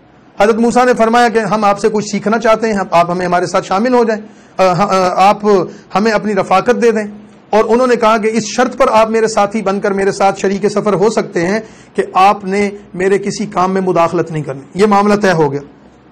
فانطلقا، دونوں چل پڑے، حتیٰ اذا رکبا فی السفینۃ خرقھا، یہاں تک کہ جب کشتی میں سوار ہوئے، آگے دریا آیا تو ایک کشتی پہ بیٹھے، تو جب جس کشتی میں سوار ہوئے تو حضرت خضر علیہ السلام نے اس کشتی کے تختے کو توڑ کر اس میں سوراخ کر دیا۔ یہ ظاہر ہے بہت غلط حرکت تھی، کیونکہ کشتی کو توڑنا اس کو غریب ملاح کا بھی نقصان ہے اور بیٹھنے والوں کو بھی نقصان ہو سکتا تھا، ڈوب سکتے تھے۔ قال اخرقتھا، حضرت موسیٰ سے جب دیکھا یہ ظلم اور زیادتی برداشت نہ ہوا تو انہوں نے کہا کہ تو نے اس کشتی کو پھاڑ دیا ہے کہ کشتی لوگوں کو غرق کر دے، کیوں توڑا تم نے؟ البتہ تم نے تو بہت خطرناک کام کیا ہے۔ قال الم اقل لک، تو خضر علیہ السلام نے موسیٰ علیہ السلام کے بولنے پر فرمایا کہ میں نے تمہیں کہا نہیں تھا تم صبر نہیں کر سکو گے۔ قال لا تؤاخذنی بما نسیت، حضرت موسیٰ فرمانے لگے او ہو میں بھول گیا، میرے پر گرفت نہ کرو، مجھے ڈانٹ ڈپٹ نہ کرو، میرے معاملے میں سختی نہ کرو، مجھے اندازہ نہیں تھا، آئندہ نہیں بولوں گا۔ فانطلقا، پھر سفر شروع ہوا، آگے چلے۔ حتیٰ اذا لقیا غلاما، ایک میدان میں کچھ چھوٹے بچے کھیل رہے تھے اور اس خضر علیہ السلام نے ان بچوں کھیلنے والے بچوں میں سے ایک لڑکے کو پکڑا اور بلا کر فقتلہ، اس کو قتل کر دیا، اس کی گردن کاٹ دی۔ قال اقتلت نفسا زکیۃ بغیر نفس، حضرت موسیٰ علیہ السلام سے دیکھا نہ گیا، برداشت نہ ہوا، فوراً بولے اللہ کے بندے تو نے ایک بے گناہ کو ناحق قتل کر دیا، لقد جئت شیئا نکرا، یہ تو نے بہت ہی غلط کام کیا ہے، کیوں کیا تو نے یہ قتل؟ برداشت نہیں کر سکے۔ قال الم اقل لک انک لن تستطیع معی صبرا، خضر علیہ السلام نے کہا میں نے تمہیں کہا نہیں تھا تم برداشت نہیں کر سکو گے، پھر بول پڑے۔ قال ان سألتک عن شیء بعدها فلا تصاحبنی، تو موسیٰ علیہ السلام نے کہا اگر اس کے بعد میں نے کسی معاملے میں مداخلت کی تو آپ مجھے چھوڑ دیجئے گا، مجھے اپنے سے الگ کر لیجئے گا، لیکن مجھے آخری موقع دے دیں، ایک موقع دے دیں، اب نہیں بولوں گا۔ فانطلقا، پھر دونوں چلے، سفر آگے چلا۔ حتیٰ اذا اتیا اہل قریۃ استطعما اہلھا، یہاں تک کہ ایک گاؤں میں پہنچ گئے۔ بھوک اور سفر کی وجہ سے دونوں نڈھال تھے، گاؤں والوں سے جا کر کہا کہ ہم مہمان ہیں ہمیں کھانا دے دو، گاؤں والوں نے کھانا دینے سے انکار کر دیا، کھانا کھلانے سے انکار کر دیا۔ جب اس بستی والوں نے کھانا کھلانے سے انکار کیا تو دونوں پریشان ہو گئے، بیٹھے ہوئے تھے۔ فابوا ان یضیفوہما فوجدا فیہا جدار، اس حالت میں کہ جب گاؤں والوں نے یہ برا سلوک کیا کہ مہمان نوازی نہیں کی، مسافروں کو کھانا نہیں دیا، اس پریشانی میں بیٹھے تھے کہ حضرت خضر علیہ السلام نے دیکھا کہ اس گاؤں کے ایک مکان کی دیوار فوجدا فیہا جدارن، ایک دیوار تھی جو گرنے والی تھی، انہوں نے کھڑے ہو کر اس دیوار کی تعمیر شروع کر دی اور اس کی اینٹوں کو پتھروں کو جوڑ کر اس کو صحیح سلامت کر دیا۔ قال لو شئت لاتخذت علیہ اجرا، موسیٰ علیہ السلام پھر بول پڑے، فرمانے لگے کہ اے خضر بہتر یہ تھا کہ اس دیوار کی تعمیر نہ کرتے، انہوں نے ہمارے ساتھ برا سلوک کیا، تم نے یہ حسن سلوک کیوں کیا؟ اور اگر تم کر ہی رہے تھے تو تم ان سے کوئی اجرت لے لیتے، اس اجرت کے بدلے میں ہم اس دیوار کی اجرت لے کر کوئی روٹی وغیرہ کا کھانے کا انتظام کر لیتے۔ جب حضرت موسیٰ علیہ السلام تیسری مرتبہ پھر بولے تو حضرت خضر نے کہا ھذا فراق بینی و بینک، اب میرے اور تمہارے درمیان جدائی کا وقت آ گیا ہے، لیکن میں تمہیں مزید ساتھ لے کر نہیں چل سکتا، لیکن یہ جو 3 واقعات ہوئے ہیں ان تینوں واقعات کی میں تمہیں توجیہ بتا دیتا ہوں۔ اس کا خلاصہ یہ ہے، حضرت خضر علیہ السلام نے ان تینوں واقعات کی تفصیل یہ بتائی کہ جب ہم کشتی میں سوار ہو کر اس کشتی والے کے ملاح کی کشتی میں جو میں نے سراغ کیا تھا، اس کی وجہ یہ تھی کہ میرے علم میں یہ بات آئی کہ اس علاقے میں ایک ظالم شخص ہے جو غریب ملاحوں کی کشتیوں پر زبردستی قبضہ کر رہا ہے اور ان سے چھین رہا ہے۔ میں نے اس ملاح کی کشتی کا تختہ اس وجہ سے توڑا کہ جب اس کے فوجی یا اس کے کارندے اس کی کشتی چھیننے آئیں گے تو اس میں عیب ہوگا، ٹوٹی ہوئی ہوگی، تو وہ اس کی کشتی کو عیب زدہ سمجھ کر چھوڑ دیں گے اور یہ ملاح خود جا کر مرمت کروا لے گا، کوئی مسئلہ نہیں، لیکن ظالم بادشاہ کے پاس اس کی کشتی نہیں جائے گی، کیونکہ اگر ان کے قبضے میں چلی جاتی تو یہ واپس نہیں لے سکتا تھا۔ میں نے اصل میں غریب کی مدد کی ہے کشتی میں سوراخ کر کے، میں نے اس کو نقصان نہیں پہنچایا۔ دوسرا، جس بچے کو میں نے قتل کیا ہے اس بچے کی قتل کی وجہ یہ تھی کہ میرا علم جو اللہ نے مجھے دیا ہے وہ بتاتا ہے کہ یہ بچہ جوان ہو جاتا تو یہ گمراہ اور مرتد ہو جاتا اور اس کی محبت میں اس کے ماں باپ بھی بے دین ہو جاتے۔ میں نے اس بچے کو اس وجہ سے قتل کر دیا کہ یہ نابالغ ہے، یہ سیدھا جنت میں چلا جائے گا، اس کے ماں باپ کو اللہ اور اولاد دے دے گا اور وہ اس کی اس گمراہی سے بھی محفوظ رہیں گے، ان کا ایمان بھی بچ جائے گا۔ میں نے یہ کام کیا۔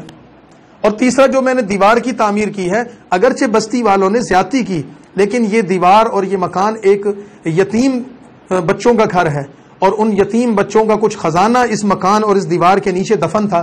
اگر یہ دیوار گر جاتی، وہ خزانہ نکل آتا، بستی والے لوگ اس کو لوٹ لیتے۔ میں نے یتیم بچوں کے ساتھ حسن سلوک کرتے ہوئے اس دیوار کی تعمیر کی تاکہ ان کا خزانہ محفوظ رہے، اور وجہ یہ کہ ان یتیم بچوں کا باپ بہت نیک انسان تھا، اس کی زندگی کی نیکی ان کے کام آئی۔ مجھے اللہ تعالیٰ نے یہ علم دیا، میں نے اس کو جان لیا، اور یہ وہ علم ہے جو موسیٰ تمہارے پاس نہیں ہے۔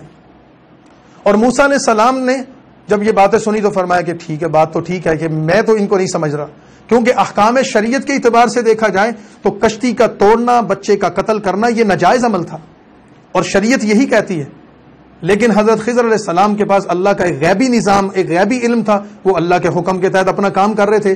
اس کی سادہ سے مثال یہ سمجھ لیں، اگر میں یا نعوذ باللہ کوئی بھی شخص کسی دوسرے انسان کو قتل کرے اور اس کی جان لے، یہ ناجائز اور حرام ہے، کسی بھی طرح جائز نہیں، لیکن اس کو قتل کرنے والے نے قتل کر دیا تو پھر اس کو بدلے میں قصاصاً قتل کیا جائے گا۔ لیکن اگر اسرائیل آتا ہے اور فرشتہ آ کر کسی کی روح نکالتا ہے اور روح نکال کر اس کو مار کر چلا جاتا ہے تو اسرائیل کو کوئی کافر نہیں کہتا اور اسرائیل کو کوئی قاتل نہیں کہتا، اور نہ ہی کوئی کہتا ہے کہ بدلے میں اسرائیل کو پھانسی دی جائے یا اس کو قصاصاً قتل کیا جائے۔ کیوں؟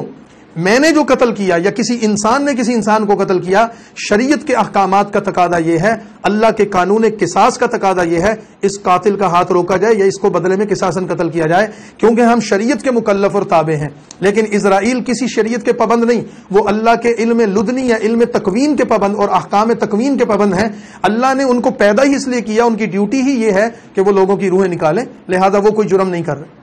تو حضرت موسیٰ علیہ السلام شریعت کے پیغمبر تھے، شریعت کے احکام کے مطابق انہوں نے جو فرمایا صحیح فرمایا، اور خضر تکوین کے پیغمبر تھے، انہوں نے علم تکوین کے مطابق جو کیا وہ صحیح کیا۔ تو یہ وجوہات بیان کر دیں۔ قال ھذا فراق بینی و بینک، خضر علیہ السلام نے کہا اے موسیٰ اب میرے اور تیرے درمیان جدائی کا وقت آ گیا ہے، اب میں تجھے ان باتوں کا راز بتا دیتا ہوں جن پر تم سے صبر نہیں ہو سکا۔ اما السفینہ، اصل میں جو کشتی کا معاملہ تھا وہ محتاج لوگوں کی تھی جو دریا میں مزدوری کرتے تھے، پھر میں نے اس میں عیب پیدا کر دیا۔ ان کے آگے ایک بادشاہ موجود تھا جو ہر ایک کشتی کو زبردستی پکڑ رہا تھا، عیب کی وجہ سے اب وہ نہیں پکڑے گا۔ وَأَمَّا الْغُلَامُ، اور جو لڑکا جو قتل کیا اس کے ماں باپ ایماندار تھے، مجھے ڈر تھا کہ یہ بچہ اب سرکشی اور کفر میں مبتلا ہو جائے گا اور پھر ہم نے چاہا کہ ان کا رب اس کے بدلے میں انہیں ایسی اولاد دے جو پاکیزگی میں اس سے بہتر ہو اور محبت میں اس سے بڑھ کر ہو۔ اس بچے کے جوانی سے پہنچنے سے پہلے میں نے اس کو قتل کر دیا، ہاں اللہ تعالیٰ اس کے بدلے میں ان کو اس سے بہتر اولاد دے دے گا۔ وہ امل جدار، اور جو دیوار کی بات تھی وہ اس شہر کے 2 یتیم بچوں کی تھی، اور اس کے نیچے ان کے مرحوم باپ کا خزانہ تھا، اور ان کا باپ ایک نیک انسان تھا۔ فَأَرَادَ رَبُّكَ أَن يَبْلُغَ أَشُدَّهُمَا، تمہارے رب نے یہ چاہا کہ وہ جوان ہو کر اپنا خزانہ تیرے رب کی مہربانی سے نکال لیں، اور یہ کام میں نے اپنے ارادے سے کچھ نہیں کیا۔ ذَلِكَ تَأْوِيلُ مَا لَمْ تَسْتَطِعْ عَلَيْهِ صَبْرًا، یہ سب کچھ میں نے اللہ کے حکم سے کیا، یہ ہے ان معاملات کی حقیقت جس پر آپ نے صبر نہیں کیا۔ تو قصہ مختصر یہ ہوا کہ اللہ کا کچھ نظام ہمارے سامنے ہے، اور اللہ کا بہت بڑا نظام ایسا ہے جو ہمیں پتہ ہی نہیں ہے، نہ ہماری وہم میں ہے، نہ ہمارے گمان میں ہے، نہ ہمارے علم میں ہے، نہ ہمارے تصورات و خیالات میں ہے، بالکل ہمارے وہم و گمان سے اوپر ہے۔ ہاں اللہ تعالیٰ نے جو نظام بنایا ہے ہم اس کے پابند اور مکلف ہیں، شریعت کے احکامات کے۔ آج دنیا میں کوئی شخص، کوئی صوفی ہو، کوئی فقیر ہو، کوئی ولی ہو، کوئی کچھ ہو، اگر وہ کہے کہ میں تکوین کا نمائندہ ہوں اور میں تکوینیات کے تحت یہ کرتا ہوں یہ کرتا ہوں، وہ سب لغویات ہیں، فضولیات ہیں، وہ شخص جھوٹا ہوگا۔ اللہ تعالیٰ نے اس دنیا کے ہر انسان کو عالم شریعت کا، علم شریعت کا پابند بنایا ہے۔ اب دنیا میں کوئی انسان یہ دعویٰ نہیں کر سکتا، کیونکہ وحی کا سلسلہ ختم ہے، وحی بند ہو چکی، انبیاء کا سلسلہ ختم ہو چکا۔ آپ صلی اللہ علیہ وسلم کے بعد کسی دنیا میں نبی کے آنے کی گنجائش ہی نہیں ہے کہ کوئی پیدا ہوگا نیا نبی۔ تو اللہ تعالیٰ نے دنیا کے تمام انسانوں کو شریعت کا مکلف کر کے یہ بتا دیا، تو ہم نے شریعت کے مطابق زندگی گزارنی ہے۔ جہاں تک یہ نظام ہے یہ اللہ کا تکوین کا نظام ہے۔ بتانا یہ مقصود ہے نبی کریم صلی اللہ علیہ وسلم کے واسطے سے کہ اللہ کا ایک نظام وہ ہے جو تم اپنی آنکھوں سے دیکھ رہے ہو، اور اللہ کا ایک نظام وہ ہے جو تمہارے وہم و گمان، تصورات و خیالات سے بہت ماورا ہے، اور اللہ ہی جانتا ہے اس کو۔ اور اس کائنات کے نظام کو چلانے والا اللہ ہے۔ اس نے کیسی کیسی چیزیں پیدا کی، کیسی حکمت اور تدبیر سے وہ چلا رہا ہے، یہ انسان کے سمجھنے کی اور انسان کے عقل میں آنے والی باتیں نہیں ہیں۔ یہاں پر سورہ کہف کی 82 نمبر آیت اور سورہ کہف کا 10واں رکوع مکمل ہو گیا۔ آگے سورہ کہف کے 2 رکوع اور چند آیات باقی ہیں، انشاءاللہ پھر ہم اس پر کل بات کریں گے۔ وہ 3 سوال جو یہودیوں نے نبی کریم صلی اللہ علیہ وسلم سے کیے تھے، جو مکہ مکرمہ کے کافروں نے ان سے پوچھ کر کیے تھے، ان میں سے پہلا سوال روح کے متعلق اور دوسرا اصحاب کہف کے متعلق تھا، اس کا بیان ہو گیا۔ تیسرا سوال ذوالقرنین بادشاہ کے بارے میں تھا، اس کا بیان انشاءاللہ ہم کل پڑھیں گے۔ وآخر دعوانا ان الحمدللہ رب العالمین۔ قرآن کریم کی اگلی سورت سورۃ الکہف ہے۔ یہ سورۃ کہف قرآن کریم کی 18ویں سورت ہے، اور جیسے میں نے ابھی عرض کیا تھا کہ مکہ کے سرداروں کا وفد جب یہودیوں کے پاس پہنچا اور ان سے انہوں نے آخری نبی کے بارے میں بات چیت کی، تو یہود نے 3 سوالات دیے تھے۔ ان 3 سوالوں میں سے ایک سوال روح کے متعلق تھا، اس کا ذکر ہو گیا۔ یہودیوں نے 2 سوال اور کیے تھے، اور وہ سوال تھے جس کا ذکر اس صورت میں آ رہا ہے۔ ایک سوال یہ تھا کہ اس شخص سے جا کر جو اپنے آپ کو نبی کہتا ہے پوچھئے کہ کہف، اصحاب کہف کون لوگ تھے؟ کہف غار کو کہتے ہیں، اور اصحاب کہف کا مطلب ہے ایسے لوگ جو کسی غار میں رہتے تھے۔ تو آخری نبی جو نبی ہیں، نبوت کا دعویٰ کرتے ہیں، ان سے غار والوں کا قصہ معلوم کرو۔ اگر ان کو وہ قصہ معلوم ہوگا اور اگر وہ اس کی تفصیلات بتائیں گے تو سمجھنا سچے نبی ہیں۔ تیسرا سوال